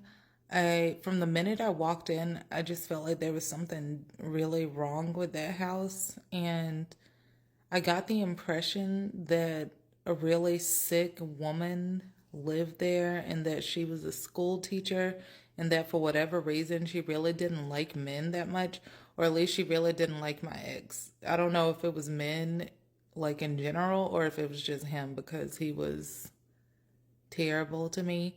But I know that every time he was abusive to me or did something or said something weird would always happen to him. Like he would get the sensation of someone holding him down or someone choking him. And when I actually left that relationship through the help of his brother, he ended up leaving me a voicemail that I did not return. And he said that something had locked him out of the house and he had to like physically break in through a window to get in. But that was like the last week I think he stayed in that house. I know I didn't call him back either because I was like, oh well, karma. But the scariest experience I ever had was actually a group experience. So it wasn't just experienced by me, like a whole group of people experienced this. I was 18 and I saw, I don't know if it was a shapeshifter or a skinny, like up in the trees at night. And I will share that in part 2. Okay, part 2 of my response to Audacity's TikTok. So I said that like the scariest experience I ever had was when I was 18, and that it wasn't just experienced by me. It was experienced by an entire group of people, and it was either like a shapeshifter or a skinny or something. And keep in mind that like I live in this used to be creek land before they were pushed out of it. So, you know, the land is haunted, and the land can pick up on all the negativity that happened. And also, like, I mean, it was their ancestors' land, so it's not too far-fetched that there's still beings or entities here from that lore that still live here, exist here. And I don't even really know how to start it because it's so unbelievable, but it's true. And I have people that can back it up. And we were all hanging out on a Friday night after school. I think we might have gone swimming at the lake, and then it was like kind of late at night, like around 10, and we all picked up a pizza. And then one of the guys, we just kind of drove to his neighborhood because we were going to drop him off after we ate. And I was spending the night with my friend that day. So after we dropped him off, we were going to get dropped off at her house. But we were in this neighborhood, and we were just eating the pizza on like the hood of the car. We were all standing outside and kind of leaning on the car, sitting on the car. And when I just kind of noticed something up in the trees, like really far away and really, really high up in the trees, like at the very top of the trees. But this thing was huge because from even very far away, I could tell that it was massive. So I'm guessing it had to be anywhere from 8 to 10 feet. And it was like swinging. I saw it swing from one tree to the next, and it almost looked like an ape or a monkey. And I was like, do you guys see that up in the trees? Like that big shadow thing? And they were like, yeah, we can see it. And I'm like, doesn't that kind of look like a monkey? And they were like, yeah, that's weird though, because there's no monkeys in Georgia. And I'm like, unless one of the monkeys from the local zoo like escaped and they just haven't put it in the newspaper or something. And so that was kind of like, we were kind of joking around, but I was like, that's kind of weird. And like, even though this thing was really far away and it was dark and it was just like a massive black form, you could tell that it was staring at us, like watching us as we were watching it. And it had like one hand up holding on to the branch, and it was standing. And at first it was kind of crouched over and looked kind of monkey-like, but then it started to straighten itself up. And as it was straightening itself up, it started to look more like a man. It took the shape of a man. And I just was like, what is this? I just remember like staring at it and just like being really, really confused the longer I was staring at it. And I was like, are you guys like seeing this? Like now it's almost like changing shape, but I thought like maybe it was just my eyes playing tricks on me. And then it just stood there like that for like probably a few seconds, but it felt like longer. It felt like a long time. And then out of nowhere, it lets go of the branch, and it crouches down and crouches over, and you can tell it's crouching over. But as it's crouching down, its like shoulder blade area was getting higher and higher and higher and like growing over its head. Like it was not humanly or anatomically possible. I've never seen anything do this, but I was like, what the? Like everyone was just like silent at that point. There was no joking. There was no talking. It was so quiet. Like you couldn't even hear the insects buzzing. It was so quiet. And then out of nowhere, like these huge shoulder blades just sprouted out and formed these massive wings. And the thing freaking jumped off the branch and flew off. And when that happened, we all screamed. We all ran into the car like pizza forgotten. No one cared about anything. And everyone was like, what was that? What was that? When we were in the car. And like, I remember one person being like, I don't know. Maybe it was a flying squirrel. And I'm like, what flying squirrel do you know that's that big? And he was like, I don't know. And just take me home. So we like took him home. We drove to my friend's house. And I spent the night at her house, but I did not fall asleep that night. I think eventually she ended up falling asleep around 4 or 5, but I did not fall asleep. I was just ready for my parents to come get me, because I just knew that thing had followed us back to her house and was watching us through the windows. Like, that's just how I felt. But the second, like, this is another story, and I'm just mentioning this because this is something that happened to me like a year or so ago, maybe a little bit more than a year ago, because we just had moved into this new place that we're staying in now, and I was home alone. It was like 9 in the morning, and I heard someone banging on the door, like, but it was really loud and really like aggressive. And I was like, what is that? So I went to the front door, I looked through the peephole, and there is no one outside. No one outside. And I start to get like chills, and I'm still looking through the peephole to try and see like if there's anyone there. And as I'm looking through the peephole, the knock comes again, like really aggressively, and it was so hard and so loud that it literally vibrated our front door. I felt the vibration because I had my hand on the door like this, looking through the peephole, and I freaked out. My husband was at work, so he couldn't leave work. My dad's retired. I called my dad and I was like, Daddy, can you please come sit up here with me, because I am so scared. There's something knocking at the door and there's no one there. And this happened, yeah, like I said, about a year ago. And since I've been here, the activity hasn't really been that bad. I've had like a couple of weird stuff happen. Just like there was one time I was laying in bed and I knew my husband wasn't home because he had just left for work, and it felt like something had like got in bed with me. Like I felt the bed physically shake, and there was nothing there, and I was like, okay, and I just pretended like I didn't feel it or I didn't react, because I'm of the mindset like, if you saw it, no you didn't. If you heard it, no you didn't. Just ignore it. And so I just kind of got up and went into the like living room area and just kind of got my day started and ignored it. And then there was another time where I was taking a shower here, and I saw a man walk into the bathroom while I was taking a shower. He was just wearing like red boxers. He had like a big stomach. He was like really like a heavily obese man, and he was balding at the top. And he just kind of like, I really do feel like this could have been a residual thing, because he didn't seem to be aware of me. He just kind of was looking straight ahead and walked, but I saw him while I was in the shower, and I screamed so loud. And my husband came in and was like, what's wrong? And I'm like, I swear, like, I was just like, there's nothing, like, it's fine. I thought I just saw something. But I told him later about it, and I told my parents about it. But that's really the only like experiences I've had here. But like I said, these types of things have followed me my whole life.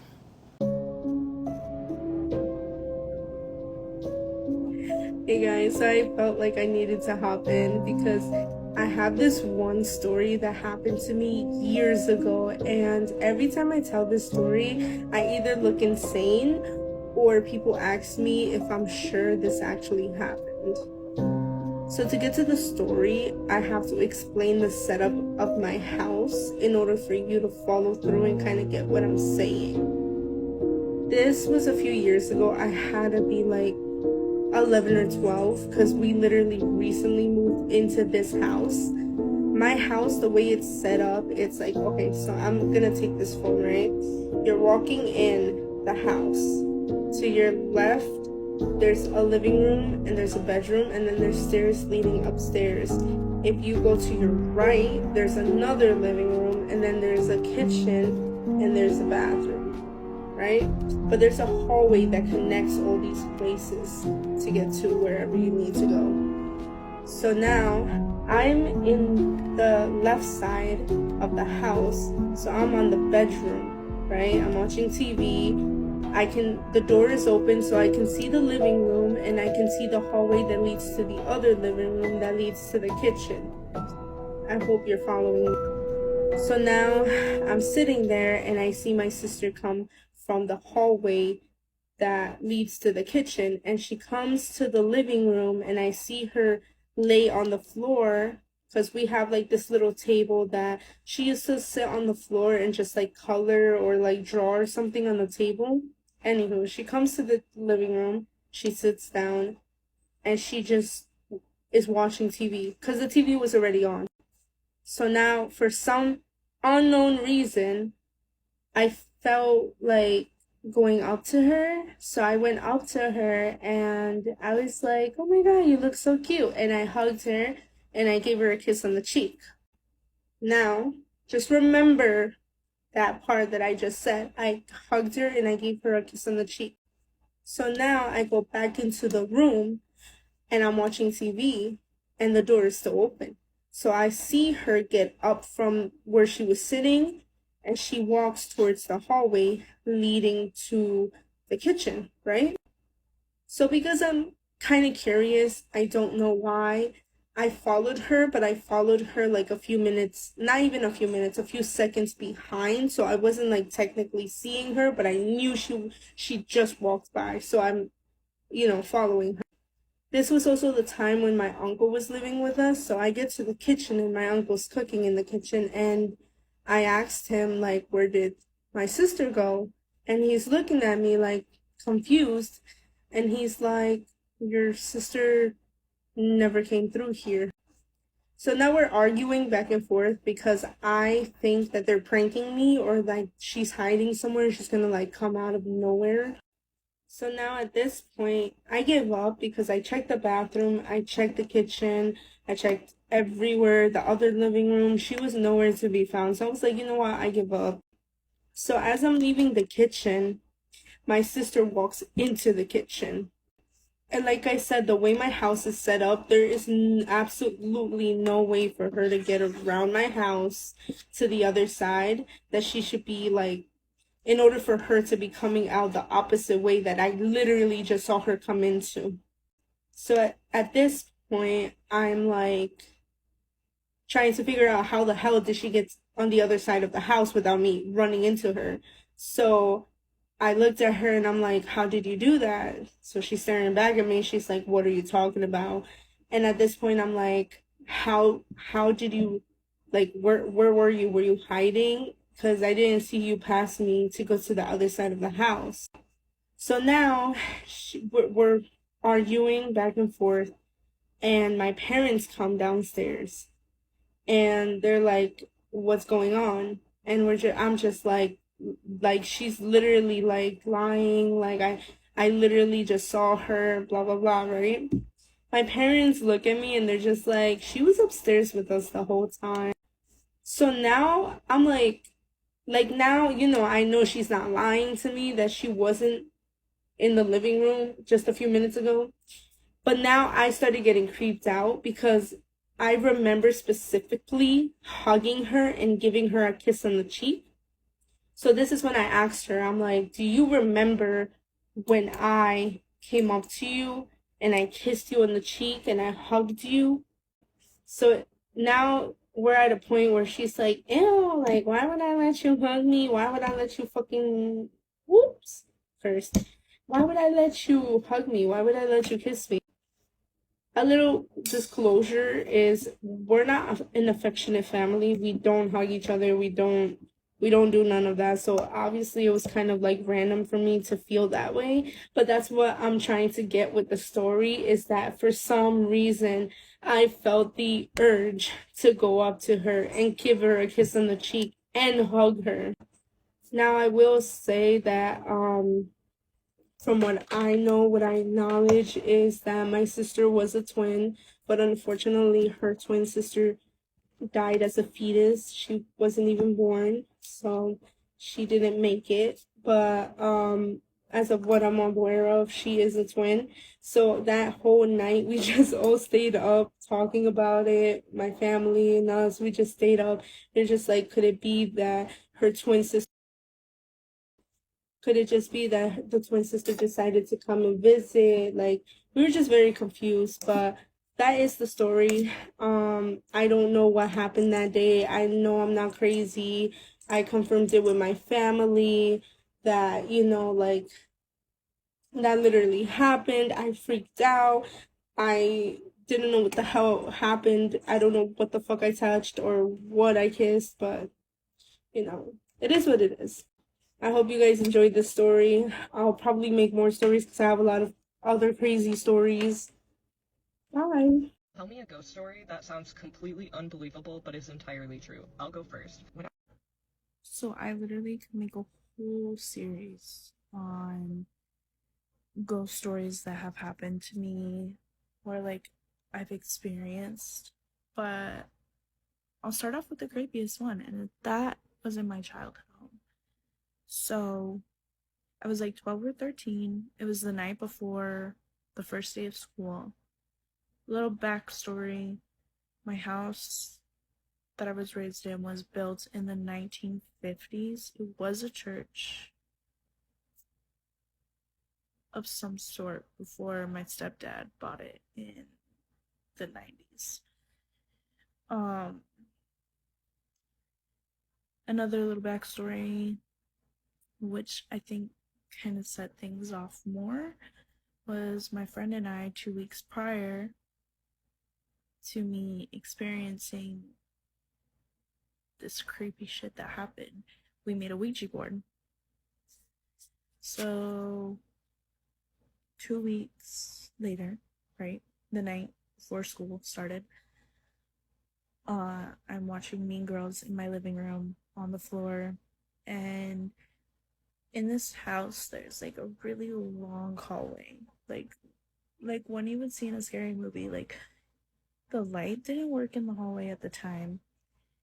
It was just creepy. It was very narrow, very dark, and from my mom's room was right across from the bathroom. And so this long, dark shadow figure was walking back and forth from the bathroom to my mom's room. And I looked, I thought it was my mom. I said, "Mom? Mom?" And no answer. So I go back to watching the movie. I'm like, maybe I should go to bed soon because I feel like my mom's gonna get mad at me. Because it was like 3 o'clock in the morning. I don't know what I was doing watching Mean Girls at 3 a.m. But I see it again. And I'm like, you know what? I'm just gonna go look to see if my mom's door is open. It's fucking locked. It's locked. So I go back. I'm sitting down. And I turn my head. And it's in the doorway of the fucking hallway. When I tell you that chills went down my spine, I was like, my room is right in front of that doorway leading to the hallway. My room's right there. And in my room, in my closet, there's a crawl space. And I hated being in my room because I was terrified of the crawl space. So I grabbed my dog. I'm in my room. I clicked off the light on like the ceiling fan instead of the switch because I was sleeping with the fan on. I lived in Arizona. We had swamp cooler. It was hot, so I always slept with my fan on. And so I click the light, and I look over, and my dog is standing like in the corner looking up, and all the hair on his back is standing up, and he's like growling, barking, starts going off crazy. And I'm like, oh my god, he's gonna wake my mom, and she's gonna yell at me for being up so late. So I crack my door, I get him to calm down. Not even 2 seconds later, I'm like laying with my back facing the wall, so I'm not facing the door. My door flew open and the light clicked on. And when I told you, I said, "Mom," and nobody was there, my heart dropped. I didn't even bother to turn it off. My mom in the morning said, "Why was your light on while you were sleeping?" And I told her the whole story. She said, "Maybe you had a bad dream." I kid you not, I come home from school that day, and this woman is saging the whole house. I said, "Oh, did you have a bad dream too?" She said, "Nope, I believe you because I saw what you saw." And I said, mm, mm. More things happened in that house. That's creepy. But yep. Tell me a ghost story that sounds completely unbelievable but is entirely true. I'll go first. I've only ever told like 5 people in real life about this story because it sounds made up, right? I'm posting on this account because I have like no one on here. I'm not going to post it on my main account because I know that I sound like I am making it up. But here's what happened. So, and excuse how I look. I've literally just woken up. Anyway, taking you back many years to when I was about 9 or 10 years old, last stage of primary school, old enough to sort of know what's going on to a certain extent. And to set the scene, there are, say, about 30 kids in this class, this classroom. We have shared desks, so like long desks, like 5 kids on each desk, like this. So you have like, say, I don't know, 5 or 6 rows, 5 kids along each. So you are sharing a desk. However, we each have our own pull-out trays. So the trays that have, you know, like your workbooks and stuff in. No one can get in or out of the tray unless I move, because obviously you're sat pressed against the tray. So even if I want to get in, I have to scoot my chair back, pull my desk out, take what I need, scoot back in. No one can get in the side. It's like paper thin. You could potentially slot something in, like a bit of paper, but you wouldn't be able to get your fingers in to pull things out. This is important to the story. And on the desk we have like a box of crayons and pencils and just various different bits like that, for the whole desk to share. Now the way this started, I'm going to speak quicker because I'm running out of time. The way this started was really random. I didn't think anything of it. Basically, we had loads of coloured pens. People would keep going to get the pens, which I was sat right in front of, and they would go to get a random colour and they would like be only pink pens or only a certain colour, and people were like, why do you keep giving away all of our different coloured pens? I was like, I didn't. Not really that important, but it was just weird. It just kept happening. Like one minute I would look and there would be like loads of different colours in there, and then someone else would go to grab them and there would only be, say, like I said, like pink pens in there. I just thought it was random. I just thought maybe someone was just stealing the coloured pencils, honestly. But that's kind of where it started because I kept getting in trouble for that. Now, I was a really good kid, really quiet, not the sort of thing I would do. Anyway, fast forward a couple of days. I open my tray one day. There is a note in there that says, hi. I think one of my friends either side has just written hi, slid it in my tray. I did ask everyone. They were like, no, it wasn't me. But you know what kids are like. I was like, it's obviously one of them. Didn't think anything of it, but for some reason I did write back on the same piece of paper. So this is always one A4 piece of paper, just to be clear. So no one's sliding it in, like sliding paper in my tray. They would have to physically open it to reply. So I reply something like, hi. I close my tray, think nothing of it, do my work. I go to open the tray at the end of the lesson to, you know, put my stuff back in. There is a response, it just says, how are you? And I think, that's really weird. And no one's been in my tray, like 100%. I haven't moved, no one could. I reply again, back and forth. So now we're going back and forth. I'm replying, you know, I'm good, you, like a kid would. I'm closing my tray. I'm opening it. A couple of minutes later, there is a reply every single time on this same A4 piece of paper. Like, I can't make an excuse for that. I don't know how. Anyway, this goes on for a couple of days. I'm not worried. I'm not scared. I think it's a fairy because I'm a child, and I'm like, oh, it's a fairy. I don't know. My mum is like a really spiritual person. My dad isn't. I'm probably somewhere firmly in the middle. But again, I'm a kid, so I'm replying. And then it all changed when one day. So I was also getting in trouble from the teacher for stealing paper. I wasn't doing that either. But it just kept going missing and apparently appearing under my chair. So I was getting like this fairy that I thought it was getting me in trouble. So I was getting a bit stressed and getting a bit upset because, like I said, I was a really good kid and I didn't like getting told off. So I was writing to it saying, can you stop stealing the pens? Can you stop stealing the paper? Yada, yada, yada. They reply saying, guess who I am? I reply saying, I think you're a fairy, because I'm, again, whatever. They respond, and I remember this because I remember just having a really bad feeling, and my like heart dropping into my stomach. They reply saying, take a wild guess. Still makes me feel sick saying that, and it's been many years. I reply saying, oh, I don't know then, you know. They reply saying, I'm the devil. Now, I'm sure the devil is real. He's probably got better things to be doing. So even if it was a ghost, it was probably just a ghost like playing tricks on me or something. But anyway, again, I'm a kid. I now believe this. I'm like, it's the devil. I start crying, freaking out. I run up to the teacher. I'm like, someone's writing notes to me, crying. Teacher walks over, opens my desk. There is absolutely nothing in there. That's not to say someone couldn't have taken it out, because I did have to walk away from the desk, but they would have had to be quick. Anyway, I go home and tell my mum. Nothing happens for a couple of days. Nothing. The notes stop. Nothing happens. No one believes me. My mum kind of does, but no one else does. Like my friends around me, my teacher, you know, not at all. Anyway, a couple of days pass. I'm out playing in the playgrounds at lunchtime, something like that. I run in to go to the bathroom. It's about a 5-minute walk. It is quite far away. I use the bathroom, and as I'm about to leave, I see just like a square of toilet paper with my name written on it. To me, at the time, it looked like blood. It was in red and it was like splattered. It could have been felt tip. Like, I'm willing to say that.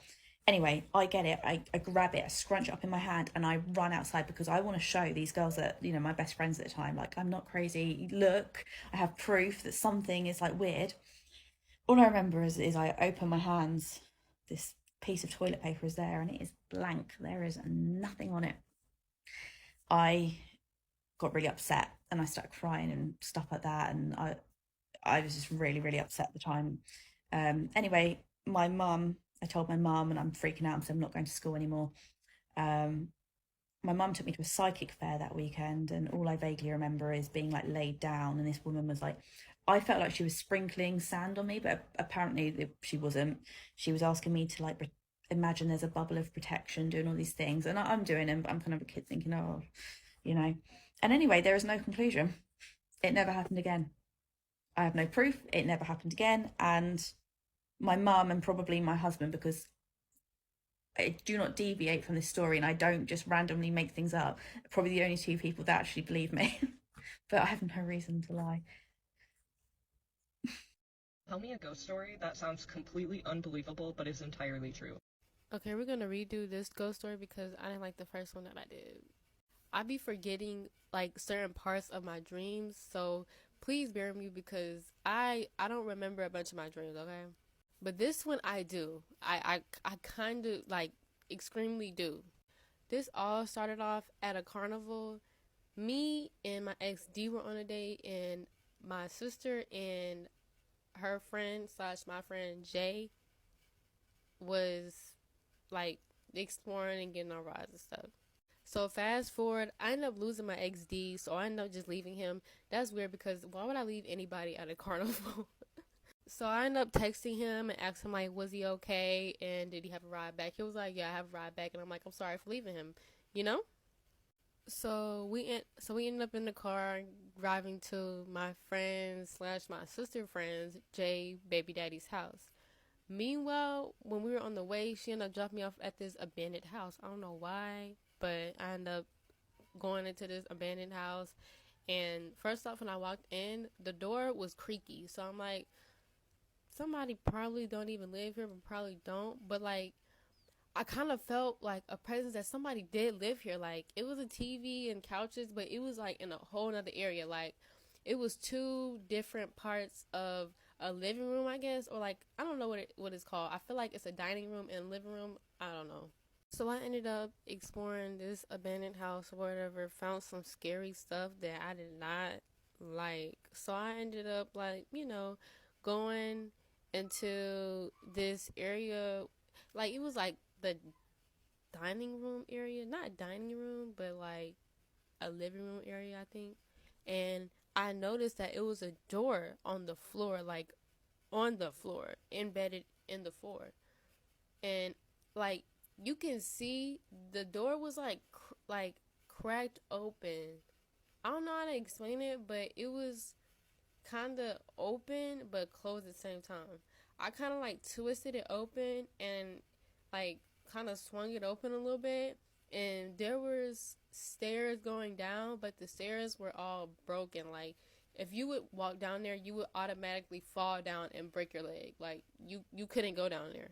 So I just never went down there because I am not trying to break a leg. This dream felt very real, so I was like, I'm not going down here. So I be feeling people, like, I feel when somebody's coming near me or thinking about coming near me. I don't know what that's called, but I be feeling that shit. Like, even when my mom is on the way home, I feel when she's on the way home, or anybody that's coming to my house, I be feeling like somebody's coming to my house. So I felt like like this rush came through my body, like something is coming to this house, y'all. Something's coming to this house. So I'm like, oh my God, it's probably the owners. I'm gonna just wait and see. I'm gonna just like get caught because they're already coming. Like I literally felt somebody was like literally outside, like finna come into this house. So I'm like, okay. I was just telling them I accidentally broke into their house. Okay. But no, y'all, when I tell y'all, like in this dining room area, it was a door to go outside in the back. When, like, I'm thinking like the person is gonna come in the front door, so I'm like, I'm looking at the front door trying to see if like they was gonna come through there, and I'm gonna apologize to them. Meanwhile, no, the door in the back started like it sounded like somebody was doing this to the door and like trying to open it like really hard. So I'm like, are they good? Hoes, you cool? I'm playing. But all of a sudden the door just slams open and a gust of air just swoops, and I'm like, what's that? So I'm looking, and I knew somebody came into the house, but I didn't see anything until it saw me, and it appeared itself. Like, it was a black figure. It was like at least 6'6" or 6'7" or around that, because I'm literally 5'2". 6'6", 6'7", that's tall as fuck towards me. That's tall. So I got scared. I'm acting like I didn't see it. I'm looking the other way, y'all. I'm looking the whole another direction. In the corner of my eye, I'm looking at this figure coming closer and closer towards me, and it was just like so negative. Like, it was like, it felt like it didn't want me to be here. Like, it was surprised that I was here. So I got scared and I just woke up. And when I tell y'all, when I woke up, as soon as I woke up, I saw the figure by my door, standing by my door. By my door, y'all. By my door. Like, looking dead at me. Like, it felt like, I don't know, y'all. I don't know. Like, that's some scary. Like, I'm gonna show y'all where it was. It was standing right here, and it's as tall as my door right there. My door is tall. And then, like, a few seconds later, it just disappeared. Bro, when I got up, y'all, I was like, I don't know what to think. Like, I experienced the paranormal before, but like nothing like that. I was scared. Like, I was shaking, y'all. Like, I didn't know what to do. And before this dream happened, I kept on, like, every time my ex was in dreams, it was always a bad dream. Like, can y'all tell me, like, is he just like, does he have like a bad spirit on him? Or I don't know. Like, every time he's in my dreams, something like an entity, like, I don't know. I don't know if it's him, or I don't know if it's him stealing my energy, y'all, or I don't know. It's just bad every single time I have a dream about him. And I don't know why I be still having dreams about this man when we don't even contact each other. We don't see each other. We don't, nothing, y'all. So, y'all, please give me an advice on what to do, and like, what was that, and why it was in my room and in my dreams. Tell me a ghost story that sounds completely unbelievable but is entirely true. So, I was born in this country called Myanmar, formerly known as Burma, which is in Southeast Asia. So it's very tropic, and because of the weather, we have a lot of mosquitoes. One of the viral illnesses that you can get from mosquitoes bite is called dengue fever. And when I was a child, I had it, so I was hospitalized. And when you have dengue fever, the hospital requires, back in the days, the hospital requires to take your blood every 2 hours to, check on your symptoms and things of the nature. I'm not really sure. I was 9 years old. I was in a hospital, but at night, my parents would go home, and in the room, I had a private room, so I was the only one. But I am constantly like in and out of sleep because I get woken up every 2 hours, and like my tips of my finger were like so numb because I get my blood taken out every 2 hours, right? So the nurses would come in at like every other 2 hours to take my blood and check on me, things of the nature. And then usually they'll be like, say like 4 p.m., 8 p.m., 10 p.m., midnight, 2 a.m., things of the nature. So, but every night there would be like a nurse that always comes in at midnight. Well, 10 p.m. and midnight, that would be the night shift nurse, right? But then like any other hospital, sometimes these nurses would change according to their schedule, according to the day off. But I've had this really sweet older nurse. Her name was Miss Genevieve. I called her Auntie Genevieve, and she would come in every night to like around like a little before midnight to check on my vitals and my IVs and things of the nature. So, but then I got better. I left, but I had to come in for like a monthly checkup for I was in a hospital for like 3 months, so I was really sick. So, but then I got better. I was discharged. I came back a month later, and for the checkup. And my mom and my parents made like these little gift baskets for all the nurses and doctors who took care of me. And she asked me how many nurses and doctors. So I named her the list of the people who took care of me, and then they made all that each and everybody a gift, right? So and I saw everybody, and then I had a gift for Miss Auntie Genevieve as well. And then the doctors were like, "How do you know Auntie Genevieve?" I was like, "What's that for?" I was like, "What do you mean? How do I know Auntie Genevieve?" I was like, "She checks on me every night." And let me tell you, the entire staff went quiet. Like they were like looking at each other. They're like, I'm 9 years old, okay? I couldn't have made that up because I've never known this woman before I was in a hospital either. So, and then, so I was like, what is she sick, or is she off today? Or they're like, you wouldn't have known Genevieve. I was like, what do you mean? Like, I saw her every night. She checked on me every night. And they were like, no, it couldn't have, because she passed away 3 years ago on her way to her shift. And she was a night shift nurse. And let me tell you, the chill that went down my spine. And that was the only ghost story I have. I didn't even know I was a ghost. But Genevieve was real. She was real. Wherever you are, Auntie Genevieve, thanks for taking care of me. Rest in peace.